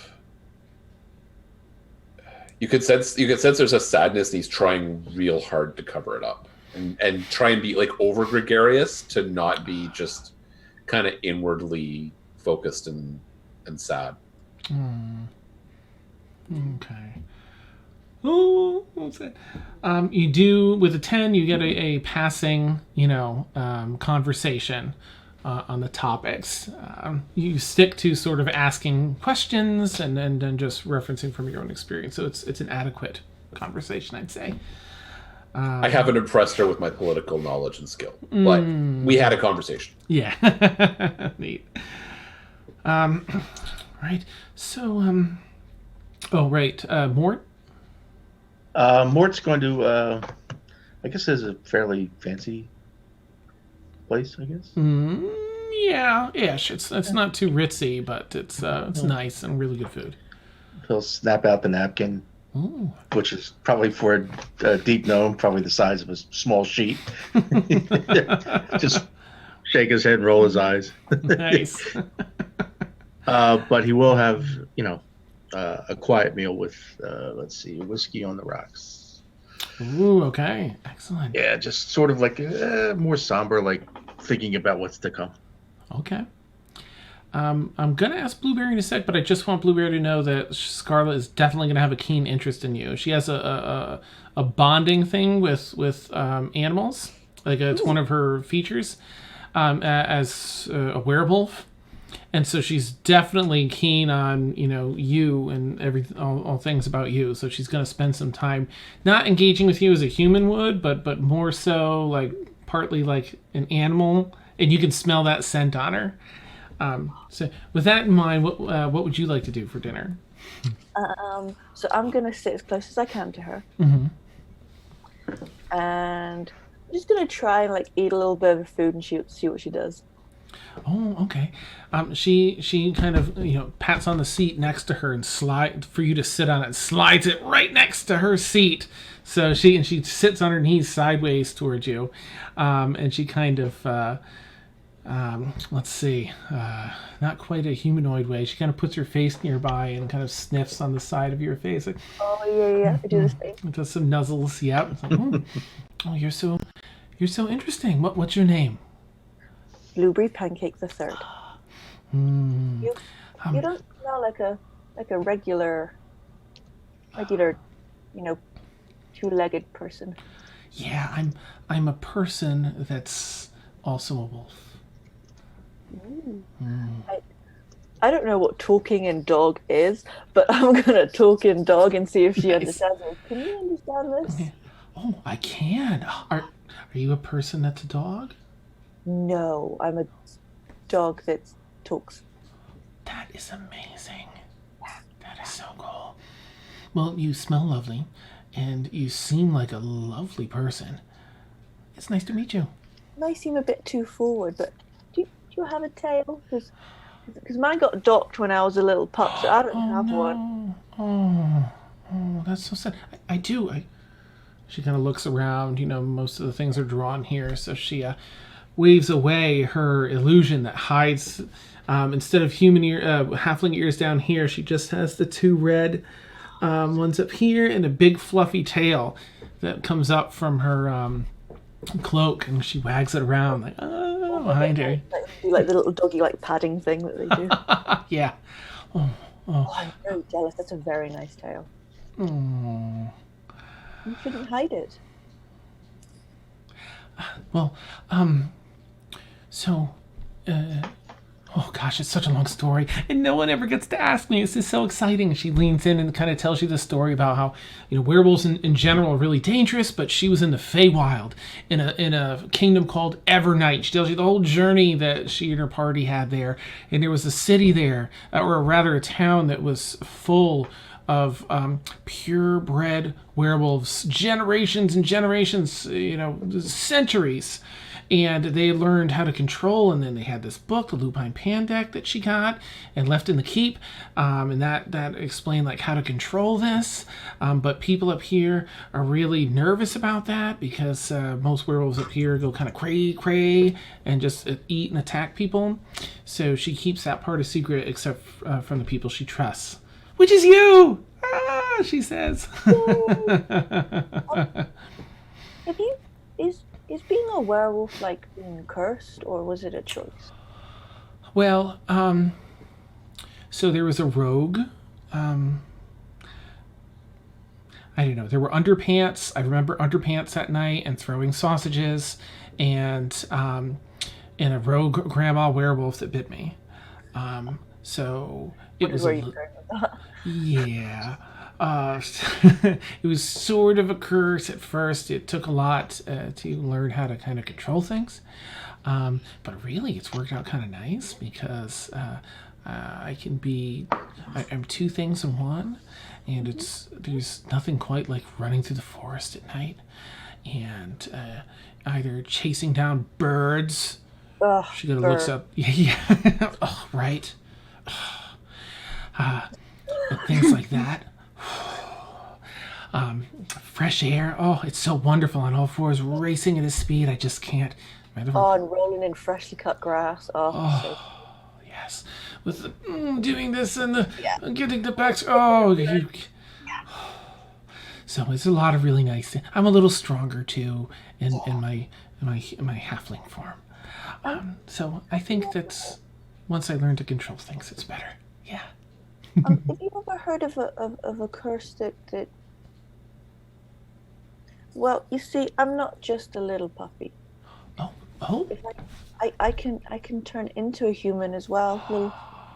And also like I guess kind of a werewolf. I don't really know what werewolves are, if I'm being truthful. Okay. But like a big dog person. And she kind of puts her hand under the table and shifts her arm and hand into her hybrid form, which is very similar to yours. Yeah. Shifts it back. Have you ever heard of that affecting animal like dogs? You know what? She's actually in a position where she might have, so I'm actually gonna have her do a roll.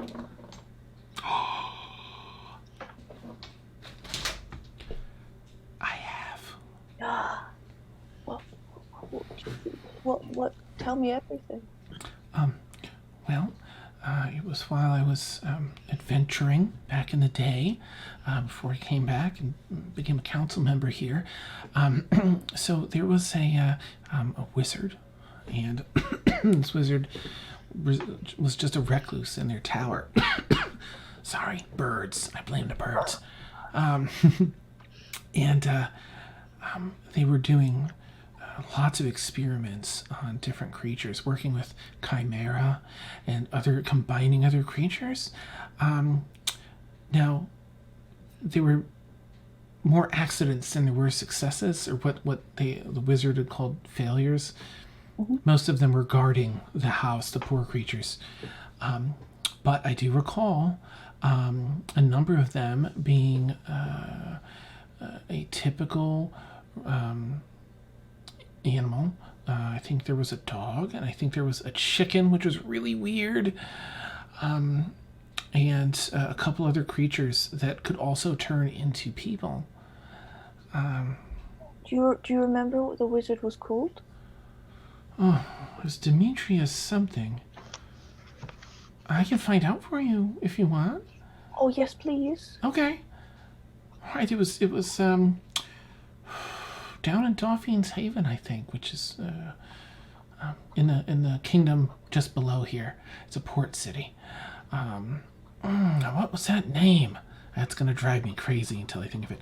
I'll find out, and okay. I'll let you know. Yeah. Thank you so much. Sure. Are you looking? Can I help you with anything then? Are you looking for? Just some information, really. I don't know what happened to me. I woke up like this, so. Oh, that's so sad. I'm sorry to hear that. But it's all good. Oh, good. Well, despite your beginnings, you're a lovely person. Oh, thank you so much. On a side note, have you heard of? What is her name? I have heard of it now. Just kidding. It's such an unusual name. Hang on. If someone wants to do something, I can come back to this because I really need to look this up. Okay. We'll say what was as Blueberry's looking that up. Unless anyone else has anything they want to chat about, she's basically just going to be like, "Go team, go! Hope everything's going well. I'm here for support. Here's your dinner." she's going to explain a little more about the portal. She was actually among the party that found this portal 100 and whatever it was, 54 years ago and change. They decided not to go through it. They were part of the survey team, top secret survey team that found other things down there, relics and such, but also found this portal and opted not to go in it because the way the the sun and other features lined up, it was on an entirely different portion of the world. It was not in this hemisphere at all. They were like, better not go in there now because we have other things we need to take care of. But she says it talks about the Tildari and the very tenuous relationship they have. Like, they don't really want to interact with anyone. They just want to be separate. They have this ideal society where everyone is provided for. In their societal structure, people are treated, respectfully and all effectively as equals. There isn't a lot of, hate or bigotry or any of that stuff there. And they're pretty self-sufficient. They're much more advanced than the rest of the Prime here, as far as, anyone knows in the Prime. Excuse me. And they deal with the council because they have access and they're trying to keep some peace with the people of Zambora, help them out with only things that they feel will benefit the Prime and the world and such. So, if that makes sense, anyway, that's effectively what she relays. Do they have a ruler? They do. Yes. Oh gosh, they'd kill me if I their names are difficult, and I always read them and repeat them to myself like all morning before I have to go visit. But I can get you the names if you want. There is a ruling family of sorts.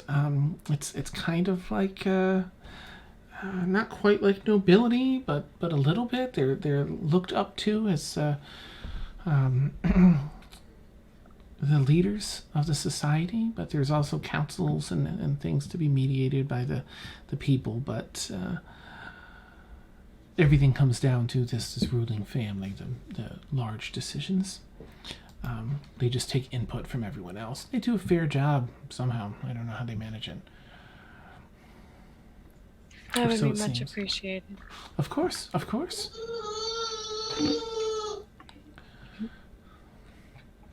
So Yes, any just kidding. any idea why the portal moved? You said the portal moved, so you guys didn't worry about it, but you said it was somewhere else before? Oh, sorry. No. The portal was there. We just didn't want to go through it because we had other things to do. Oh, okay. So, it empties out into the other side of the world somewhere, and we had things we were in desperate need of taking care of at the time. But Zambora, this is while I was an adventurer. This is before I was in the council. And Zambora went in and did their thing later. We let them know what we found, and a few years later they started, they sent in an envoy. And it took some time, years, decades, but they built a relationship with the Tildari. So, weird question. Tildari are so secretive, but I see that, hi, and she kind of waves up at Emeracina. I noticed that you're Tildari. Just, hi, haha. She's still pretty secretive. Okay, all right. I won't say a thing. I got your back, Em. It's okay. Nice. Thanks. Awesome. And I would appreciate it if you didn't share my name with anyone else. Yes, of course. And just kind of watches Emil for a while. Nice. Yeah. But Oh, yeah. I'm going to speak to her in animal. Oh, nice. Oh. Do you recognize the name Aoife Ravenglass? Oh. Give her advantage on this roll too. Woo, Scarlet's on tonight. Oh, I feel like I do. I feel like I do, but where? Oh, where?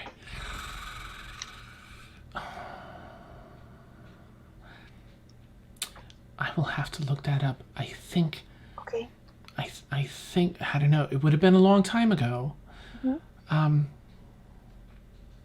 Gosh, maybe 100 years ago or so. Does that sound right? Oh. I don't think I'm that old. Oh. Okay. Let me But look. anything you could find. Okay. Yes, I will look then. Okay. Yeah. Thank you so much, and I give her a little nuzzle. Oh. I'm gonna grab a plate of food and then just leave the room. Okay. All right. Otherwise, everyone wraps up. Does anyone have anything else they want to discuss at dinner? Okay. Are you all sleeping at the university for the night? They have rooms open at the university. Aaron would prefer not, if at all possible. Scarlett will offer to pay for a place out here if you want. Thanks. Yeah, the last time I stayed at a university didn't end up so well for me. I'm sorry to hear that. She knows that right. I was at the other university. Right. Tensor, they're sort of our rivals in a lot of ways, but Yeah. I've never heard of them doing. I mean, I did hear about it from some rogue campus. They're not usually like that, but Yeah. So everybody has said, but I hope you will excuse me for not being super comfortable around wizard colleges right now. Of course. Order room service, anything you want. It's on me. You are such a sweetheart, and I love your tail. It's adorable. Wags it a little bit. Me too. It's fluffy. Wow, that I was wish I had really it. forward. Nice. Hate to see you leave, council person, but I love watching you walk away. No. But no, like I'm just teasing. that's not what she was trying to say. You've got some great tail. Yeah, no, you walked into that. Yes. Go on. She just walks away. What's up, buddy? You all right? Liam's just not feeling well, so he's down here. Nephew. Need some water? Can't believe Aaron complimented Shuffletrot's tail right in front of Galathor. That's. Oh. Fork scrapes as he's pushing a pea across the plate. He actually cuts the pea. Right, Dan, you go rest, and Daniel, you can go to head to bed, okay, buddy? All of the kids are up today. Come on. I wish I had that kind of energy. I know, right? Do you need anything, buddy? Hey. Are you sleepwalking? Yeah. Go up in bed. Wow. Nephew. He's sitting on the stairs, which is unusual for him. So. Blueberry, right? Yeah. So I don't know if you'd be interested, because it might just be part of your identity now. But if you ever want your tail back, I can make that happen. Yes. Well, the essence. Okay. All right, let's do it. Yeah? Yeah. Okay. Let's see. How's she going to go about this? Because she has a couple. All right. Okay, going really well. All right. So describe your tail to me. Okay, so it's like the kind of length of me, just real long, and it's a little curl round. Oh, okay. All right. and she pulls out of her satchel some drawing materials, and she starts like sketching. She's a really good artist, so she sketches out you. It's like, oh, look at the likeness. And then she sketches out a tail and kind of fine-tunes it to what you're looking for. And she uses sort of a combination of true polymorph and something else to shift your body into that with a tail. Okay, are you ready? Now it's not going to hurt. Okay. Just stay away from dispelling magic for like the next 24 hours. Because it takes like 24 hours to set. And then you'll be good. Yeah. Do I have a tail? Can I have a tail? Just a minute. Your hat's buzzing. Yeah.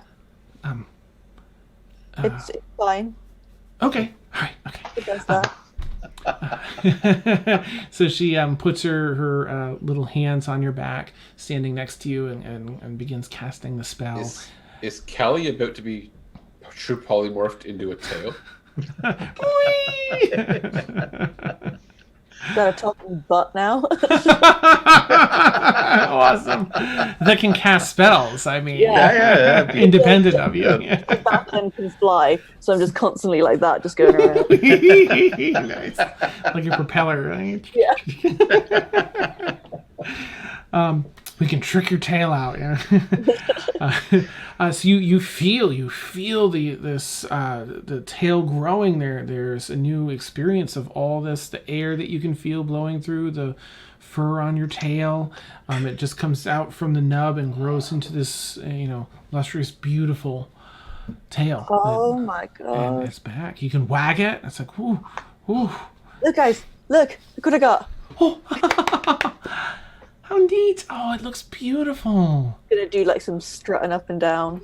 Oh, you are very handsome, sir. Thank you very much. Oh, nice.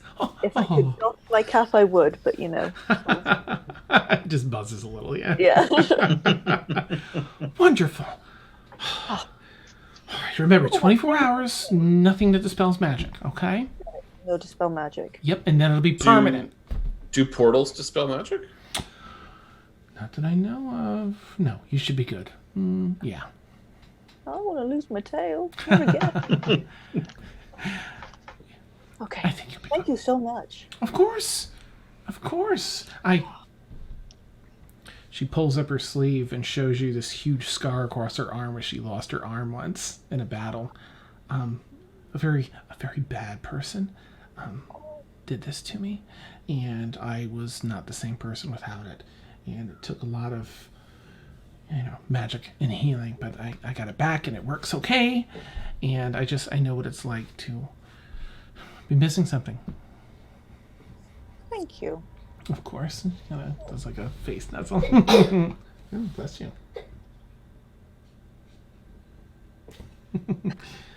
What's up, buddy? You okay?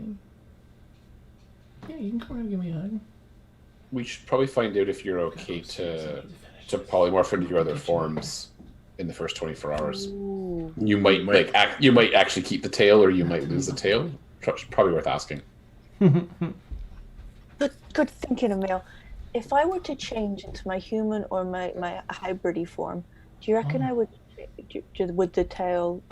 What would happen to the tail? That's a good question. I think it might be alright, since that's just a part of shifting. Well, you know what? My arm stayed on when I shifted. Oh, okay. And it took days for my arm. I didn't have the same kind of magic I have now. Oh, okay. Okay. So I guess I didn't use this spell. But still, when I shifted it, everything stayed together and came back. Okay. Good. All right. Let's get some rest, everybody. There's a lot ahead of us. All right. And she heads back. She gets Erwin set up. Heads back to the university with everyone else. Kaylin, do you have anything? Kaylin's going to step into her library. Ooh, okay.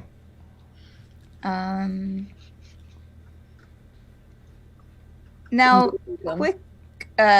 quick out of character question, Dan.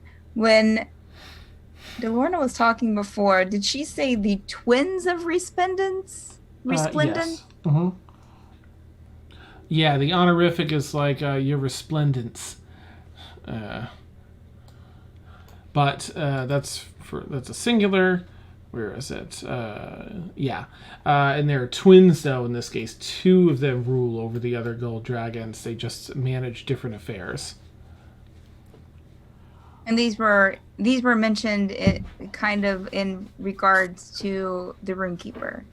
This was in her history with dragons. Someone had asked, like, what makes okay. her. Mm-hmm. All right. Not that important, then. I think that Caitlin's going to kind of look up some stuff on the Tildari and maybe demi-liches. Okay. You enter your library, and as of last time you checked, it could house at least 3 people, because Blueberry went in there as well as another individual. I think one of the last times you used it. The library looks even larger than it has in the past. It's already a fairly large library. There's now a sort of a grand staircase in the back, sort of tucked behind a lot of bookcases, but as you're looking around, you see this staircase now that leads up to a double set of doors. Closed. Caitlin's going, and Caitlin probably didn't tell anyone that she was, unless someone wanted to try to notice her, she probably didn't say anything to anyone about going. When did you do this? When we got back to the keeper? I would say when we're probably walking back, she'd probably just kind of stay back outside to go in.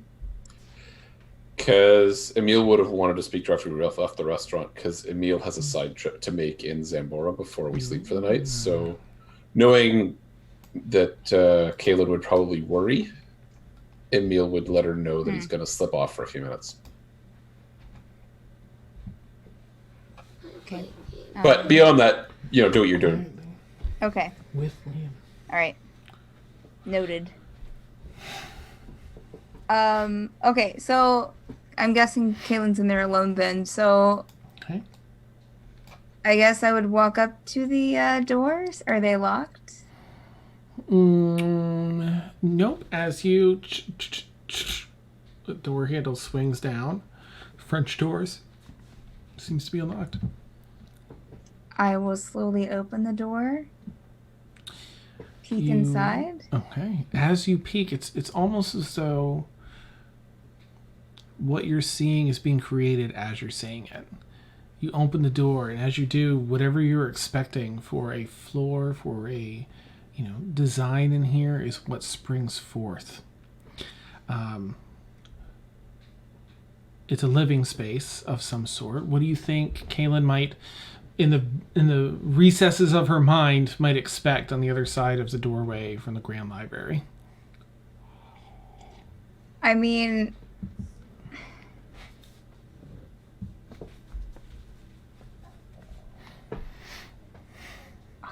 I guess probably. Did you say that Dan could play? Good, that's fine. Give me more time. We're children. That's fine. I mean, there's already chairs and stuff in the library. So maybe like a bedroom of sorts. Okay. You open up the door and you see a huge open floor plan space. There are a number of bedrooms. There aren't walls that barricade them, but instead beautiful marble pillars, very narrow marble pillars that outline where each room is.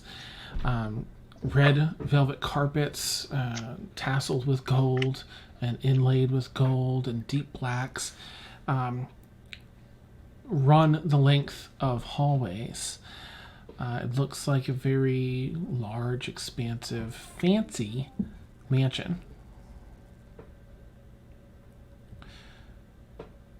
You look left and right, and as you find that if you think of something different, you're looking at, is that this? Is that a vase? Is that and it shifts into what you're thinking.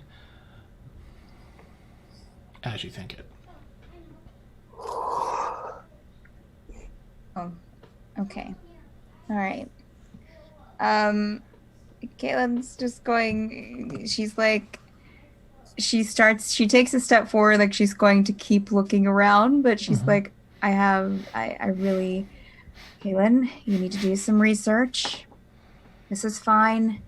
It's not going anywhere.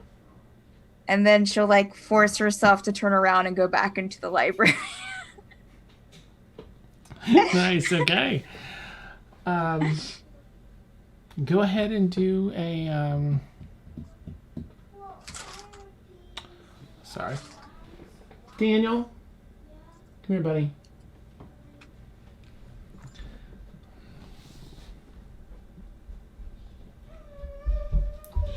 Shh. Liam, don't run. Shh. Here.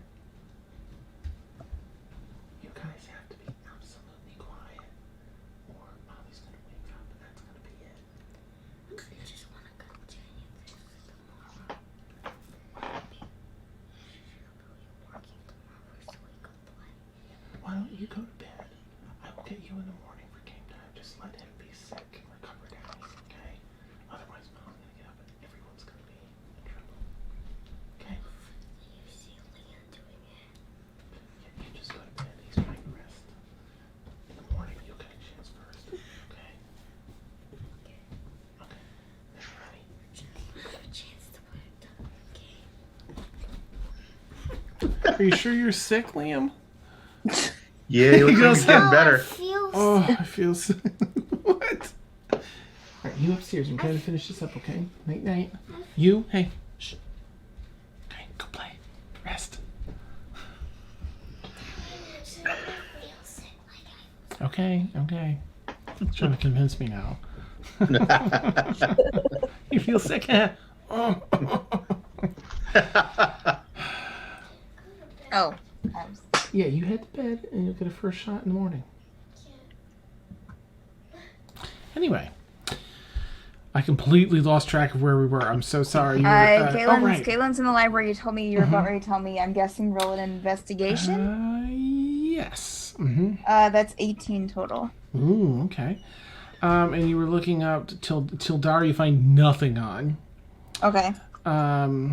The other item was the Demi-Lich, right. Mm-hmm. I will send you a page that talks about the Demi-Lich, but roughly it's an advancement after being a Lich. They're typically a little more powerful. They have soul gems that can capture fresh souls for them outside of just their phylactery. Often they are large gems that fill the eye sockets. Other times in place of teeth, they'll have these large gems. Things like that. Makes Caitlin feel so much better. Great. Thank you. All right. Well, I guess how long would that take the entire night, Dan, to look up that info?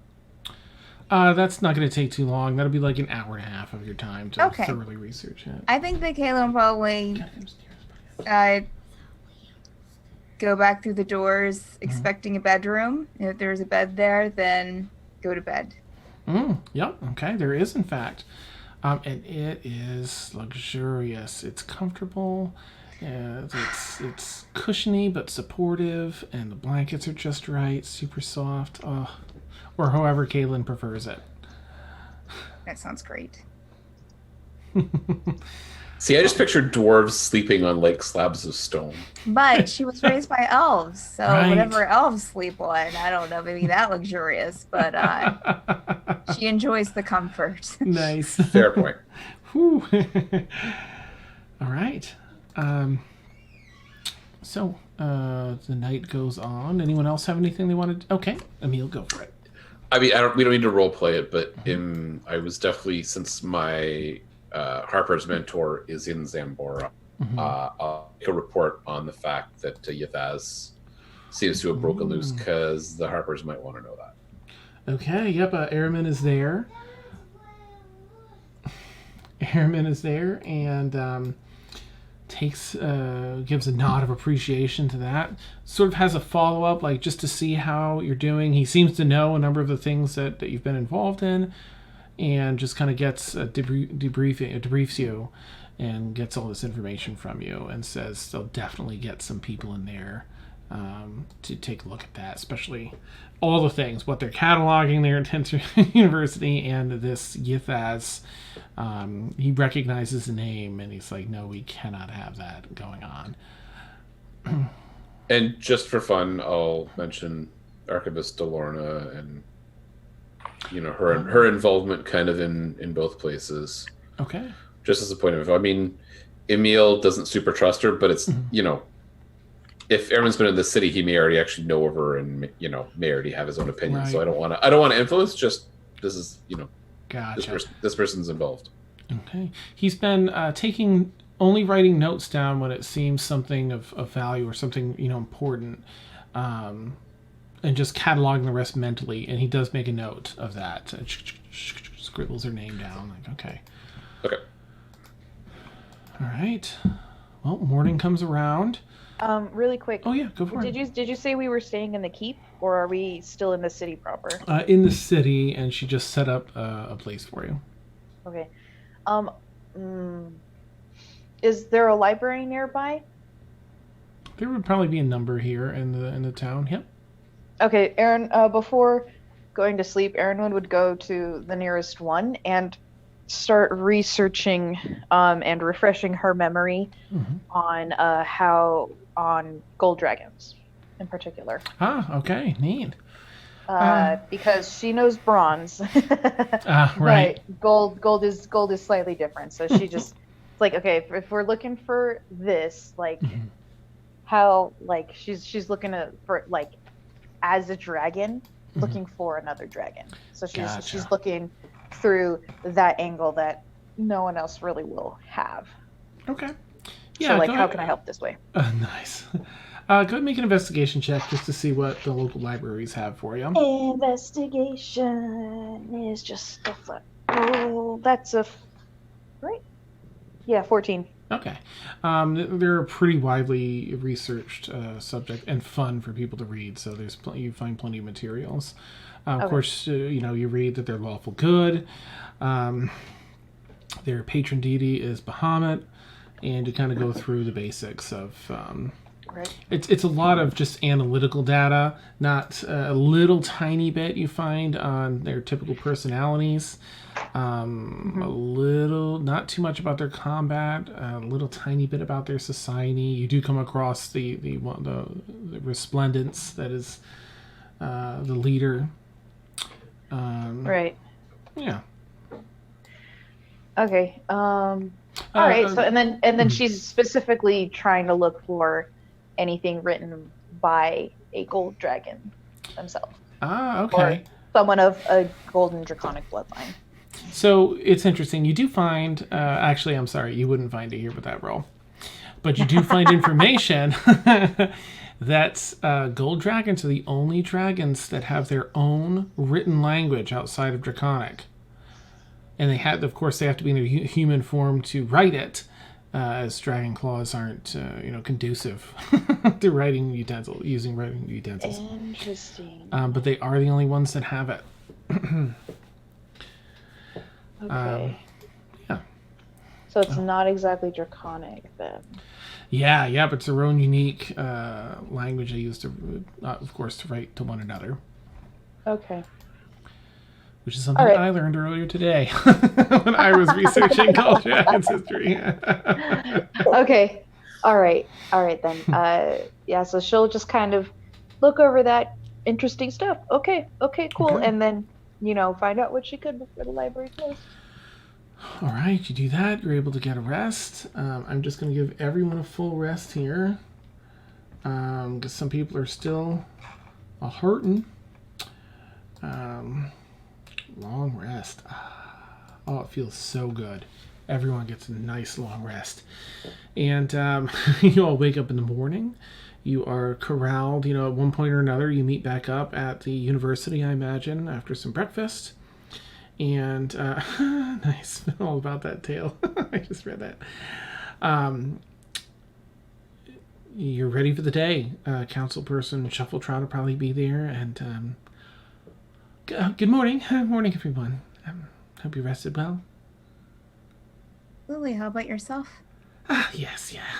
It's yeah, I'm not a morning person, but kind of have to be part of the job. Are you all ready? It's kind of cool the first time you go. She kind of keeps looking around the first time. First time's cool, got it. She giggles. Yes. Are you kidding me? I am so ready. I have been wanting this ever since I've seen it. Ah! Okay, cool. She's also, as we were going there, Erenwyn has spent 2 sorcery points to activate 2 of her runes. Ooh, okay. Ooh. Mort's just going to ask: do we have a contact on the other side, or we?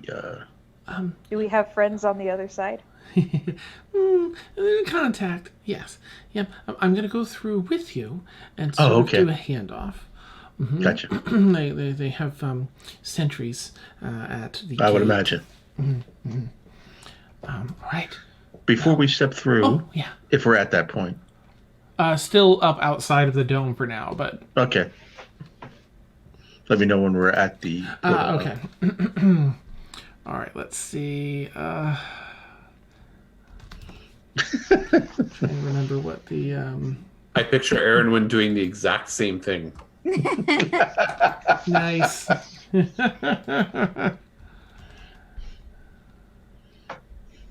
am looking for a particular... She's been wanting to go in the dome ever since they saw the dome, so yeah.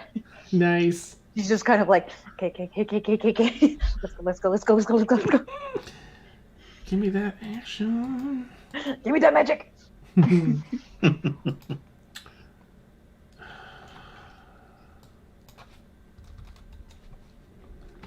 No, not that. Gosh. So she starts winding you through. There's an alert that sounds for maintenance on the rings. They often use that as a guise for entry. So again, this purple dome is actually like a huge gyroscope. These 3 huge bands with runic symbols all along the edges wind down and lock into place. So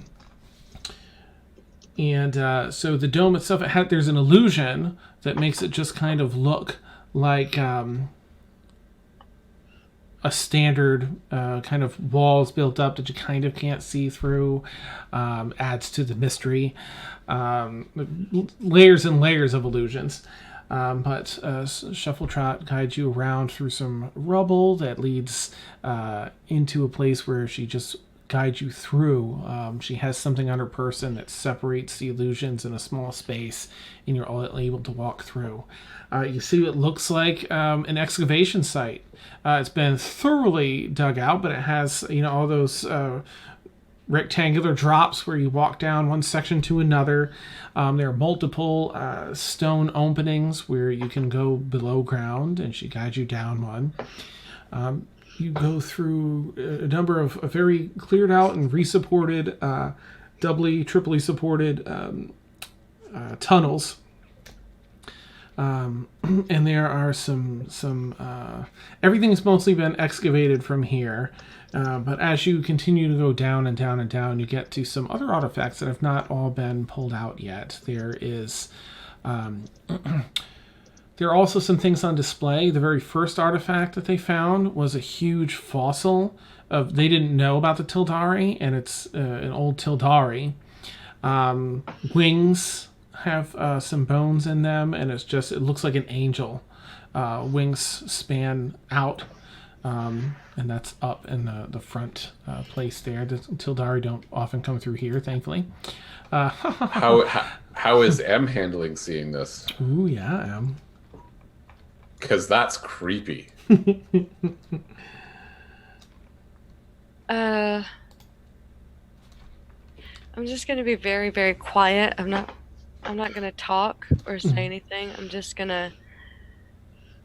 When I first see it, I'm kind of surprised. I'm shocked because I've never seen that before.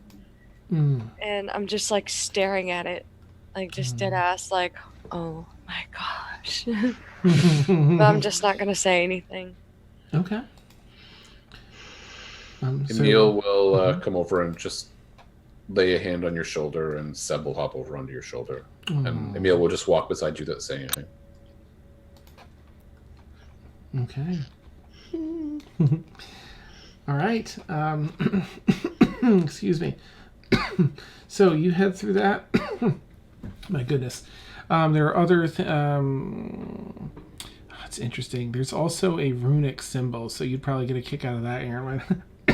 One of the first things, second things they found was that first adventuring party went through was deciphering this runic sequence. These runes hold... so anyone proficient in Arcana can sense this immense amount of magic coming from each of these runes. Completely foreign, completely outside of the typical Draconic base. It's an entirely new rune. It's something you would have never seen before.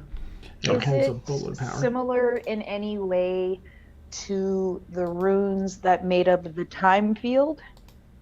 I was just going to say, yeah.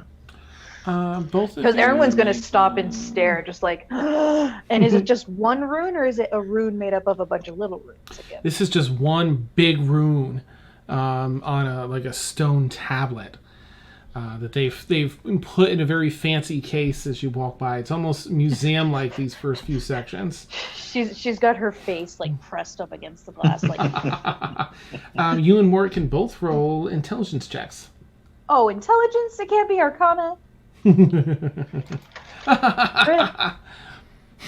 it really intelligent? Yeah, you can use Arcana. Can Okay. I do a history check? Yeah, go for it. Yep. See if I might recognize it. Absolutely. Okay. All right, so Intelligence would have been fine. Yeah. Okay. So if you just want intelligence, that's 19, and with Arcana, that's 23. Okay, 23 Arcana. And Mort? 16, 11 plus 5. Okay, and M with history? 11. Oh. So M, you don't recognize it. What was yours again, Mort? 16? Yeah. Okay. Yeah, so Mort and Aaronwyn, you see that it... While this particular rune wasn't in that sequence, there's something about the shape and build of it that leads you to think other sets of, runes from this series may have been, and I guess some of them are really foreign to you as you were looking through, which added to the mystery. Pulls out the notes. Yep. like Aaron just like looks at Mort and then pulls out all the notes, just like paper everywhere. That's generally what Mort was waiting till we got to the portal to see if that portal had any similar signatures that we put together Mort. from the time. Like so close. Yeah. Thinking that somebody's copying somebody else's work. Or it's all the same person. Right. Either or, yeah. You continue down through, there's a long hallway that has a bunch of tall pillars, sort of still half in the stone, that lead down to a doorway at the end. And this is, there's significance, it's little plaques everywhere. This is where the first set of adventurers, including Scarlet Shuffletrot, deciphered this and was able to open up this section. It used to go into sort of an Underdark kind of section, but it's all been cleared out of enemies. You continue down and find your way all the way down to that room. I 100% believe that. Nice. You do see some runes. If you're looking, make an investigation check as you pass through that first that area where the adventurers first passed and figured out the runic Of course symbols. I'm looking for runes, Dan. Nice. Why would I not be looking for runes? Oh no, it wasn't as good to me. So that's a 6 investigation, but as I read that plaque and I'm looking and I don't see any, I will expend a rune to make them light up. Okay. It's the thing that does her thing. For the manifest inscriptions. Okay, so they start to all the runes start to light up. And none of them seem to click. Like Which they don't investigator? light up, or Oh like, no, Em had rolled an investigation too, so it's just letting her know that hers doesn't seem to They're click. just But those light up. Mort, were you doing one? Mort's looking really close. Okay. But You see him start lighting up. He trips over a rock. He rolled a 1. Okay. There's a lot to take in here anyway, so you don't catch anything. You make your way down to the portal, and it's along a wall, an oval, this oval on its side. Excuse me. drink some water, damn. I know, right? Maybe I will. He says, I know. I probably should. Tasty. Okay. Let's see. Em's heart is gonna start racing.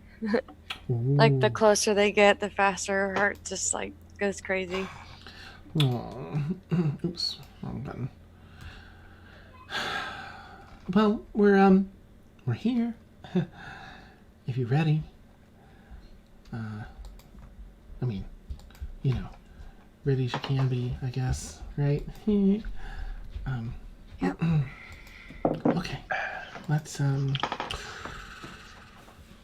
do this. All right, Benny. So yeah, before she does that, I'm gonna look at this portal and see. Like, I'll like grab more and be like, look. Is this? Do you think? And we're looking. Right. Wait, I don't even need to say anything. We just understand. Right. Nice. Looking for the telltale signs of the same portal. Yeah, looking for the signature first, the signature, and then just like the style. Is this the same, or are they, or is it similar, or what? There are actually no runes along this one. This was triggered a long time ago in a different manner. And there are no runes. Interesting. Mm-hmm. I'm really disappointed. Yeah. It's kind of like a tear in Like- space, between the two places. That's still really cool, but disappointing. While they're investigating, I'm going to pull somebody aside and say, that Teldari skeleton, you may want to give that a proper burial. That's, as a cleric, that's kind of in poor taste. Yeah. I've been working on it. There's, I can't even. Did you meet any of the council members? I think you did, right? The dirtbag guy? Maybe not. There's some. Yeah. It's definitely one of the things I really want to make happen. Aside from Scarlet and Kaylin, have we met any not dirtbag council members? Oh no, I don't think so. Oh, besides what's his face, who was helping Kaylin? Yeah. Oh right. Yeah, He was Black Brand or something like Yeah. that. Well, do we really know about Councillor Kaelin? I mean, Nice. We haven't seen her in action yet. power corrupts. Awesome. Oh, so it's already started. Oh, I mean, So, we'll step through. So, things to know. Don't use your names until you're asked for a name.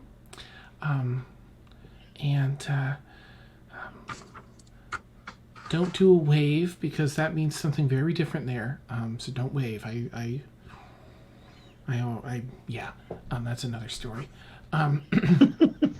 So just be careful. They don't use names until there's a certain sense of familiarity. Otherwise, you can just, gesture or say hey or something like that. To use a name before it's been given isn't good. You can give your name freely right away, but it might be off-putting. So not to any higher ranking people is my advice. These are some of the tenets that we abide by when we come here. Yeah, we were told to use aliases if we could. Perfect. Yeah. But also don't give your alias name either until You're asked. Yeah. Yeah. Yep. Or until it feels like you've built up some rapport, and then Okay. it's acceptable. Are you trying to say your name is actually Mort? I thought we were all using aliases all along. Nice. Scared Alexander. Before we step through the circle, Dan, Kaylin's going to step back to Emersina. And just kind of get close to her. Whatever happens after we go through, you know that we're all in this together, right? We won't leave you. Unless, of course, you want us to. But No, I want you to stay. Okay. Thank you.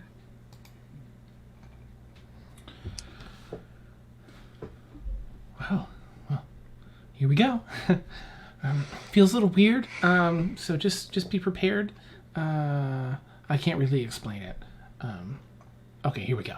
And she kind of trots through. As you step out of the other side, you are pulled through sort of a shrouded, wooded area that has a very dense, thick, wooded area with a very singular path ahead that's clear. The roots come up out of the ground, gnarled and just so heavy and large that you wouldn't really be able to go any other way. You only have to walk about 100 feet before you exit this, and it's the edge of this little forest area.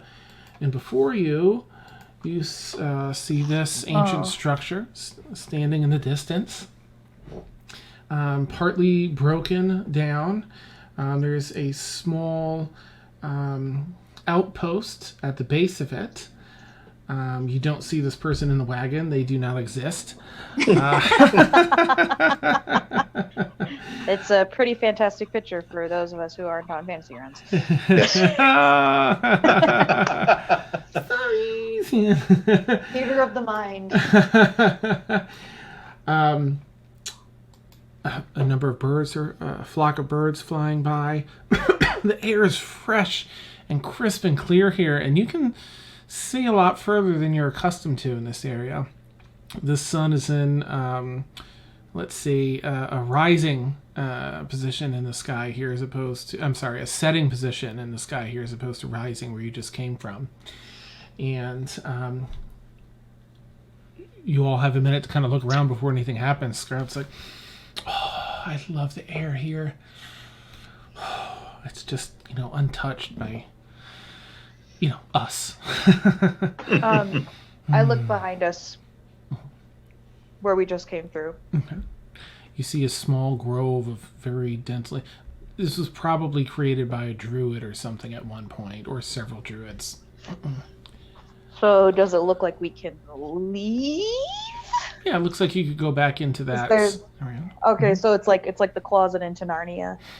Yes, very much so. Okay. Okay.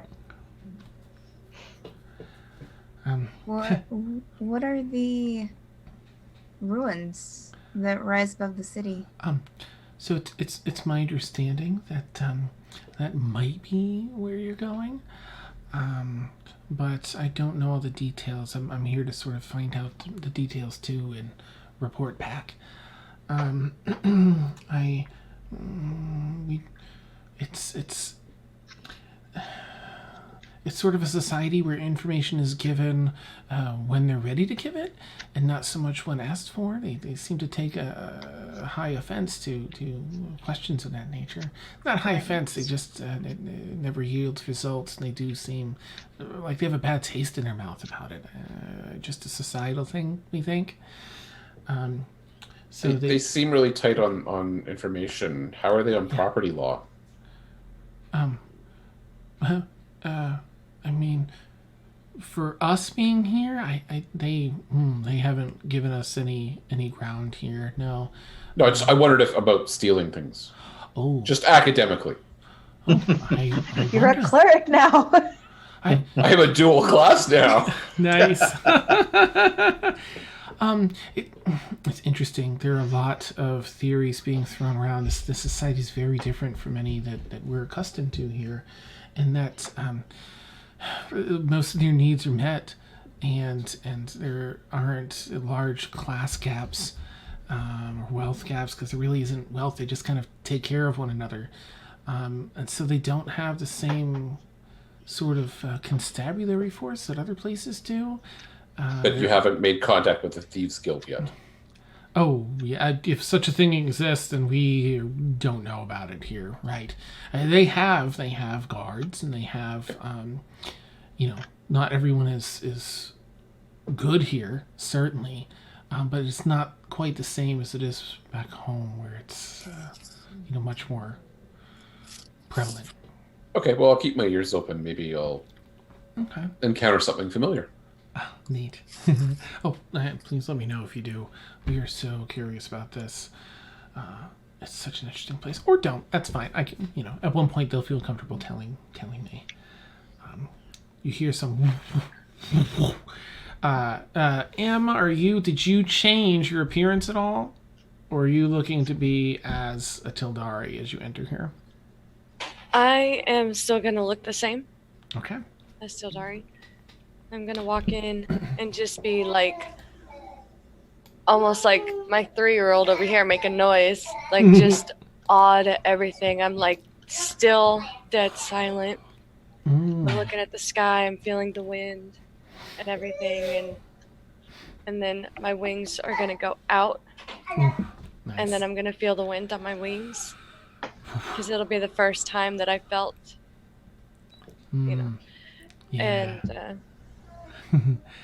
There's a scent in the air. There's something about, the freshness of the air. Everyone picks up on the freshness, but there's a scent here that is definitely familiar to you. It's likely from some sort of tree or something that grows here that doesn't grow elsewhere, but it's soft and delightful, like a mountain breeze. You hear. I'm gonna start hovering over the group a little bit, just to catch a little wind. Okay, you get a little bit of air, and you hear another set of wings fly down, and this individual meets you at your level, Emersina, sort of looking interestingly at you.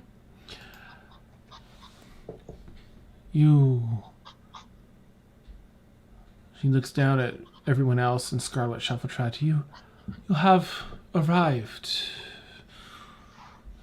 You see, normally a question would be, who is this? But you can see in their society, it's sort of like, it is good that you are here, she says to you. Good? How do you mean?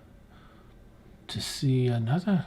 Is this not from here? It is good. Odd. Curious. But good.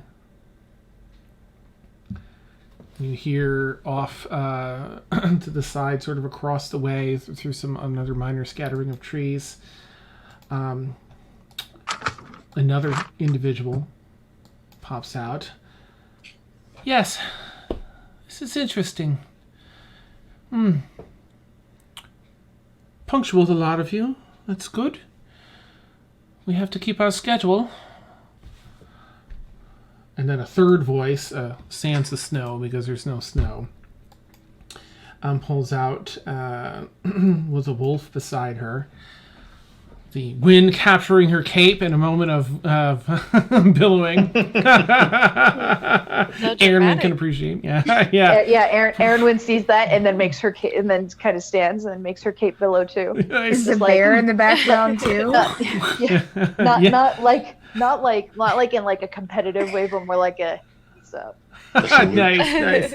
Yes, there is a bear. This is off to the side of the trees, through the thick of the trees. A bear sort of in the background looking. And the wolf making sort of that face. And she just comes out and the cape billows. And she doesn't say anything, just you hear the snapping of the cape billowing in the air. And that's where we'll end tonight's session. And Kaylin says, we're not in Calendar Rule anymore. Nice. Awesome. Woo. Oh, all right. Also note, Dan, that since Kaylin couldn't find anything on this like whole species in the library, she's going to be taking notes whenever she can of everything. Okay. Excellent. That's so awesome. Welcome to the next arc and lead up to the crossover. Wow. The bear. Oh, and there's an eagle in the background too. There are so many The animals. whole menagerie, yeah. Just the zoo walks out of the woods. Yeah. Seb will be so happy. Yeah. All the wings. Beautiful, beautiful, beautiful. All right. So, let's see. What's today's date? 26. Okay, so we have 25th. 1, 2. Nice. We have For those of us on the West Coast. Ah, there you go. we have 2 campaigns. So there's the 1st and the 8th are the next nights for us, and the 9th is the next day, of course, the crossover. So there's going to be some stuff here. You're going to get to experience the civilization here. Maybe some Emracina, beginnings of some Emracina stuff. Maybe, we don't know. And the crossover is going to take place in this location. Oh, what? Dan, Just what? to prep you all. No. No. Who's gonna make it out alive? Yeah, but we're with royalty. Nice.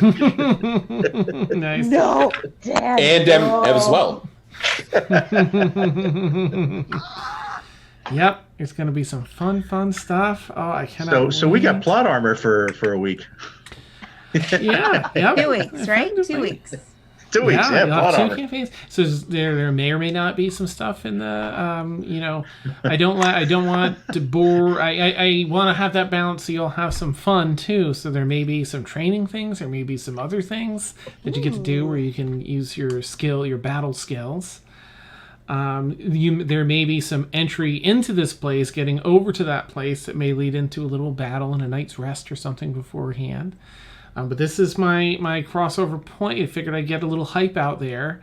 This picture we're looking at here is, in fact, where the crossover will take place. Whoa. It's exciting.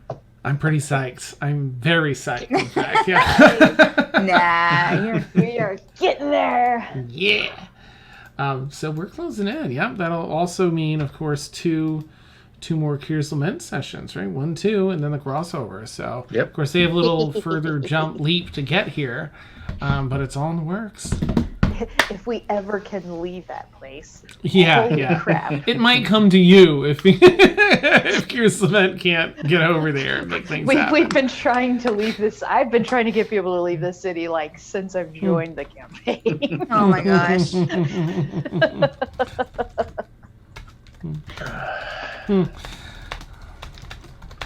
I'm All gonna right. go now, guys, because I'm super tired. Oh yeah, sorry. Yep. night. Thank you Good so night, much. Ben. Have a good night. I'm not here next week, but Okay. I'll be here for the week after. And Wait. Yeah. Have a good night. Nice. Oh, Liam says have a good night. It's thank it's you Miss very Beth. much, Miss Beth. Liam. Thank you, Liam. Bye. She says thank you. I get those buns out of here. Bye, guys. Have a great Bye. night.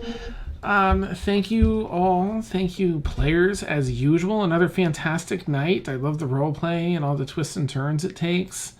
And thank you, chat, for being here and being so supportive and hilarious. I know a lot of folks have to go to bed, so I will keep it short.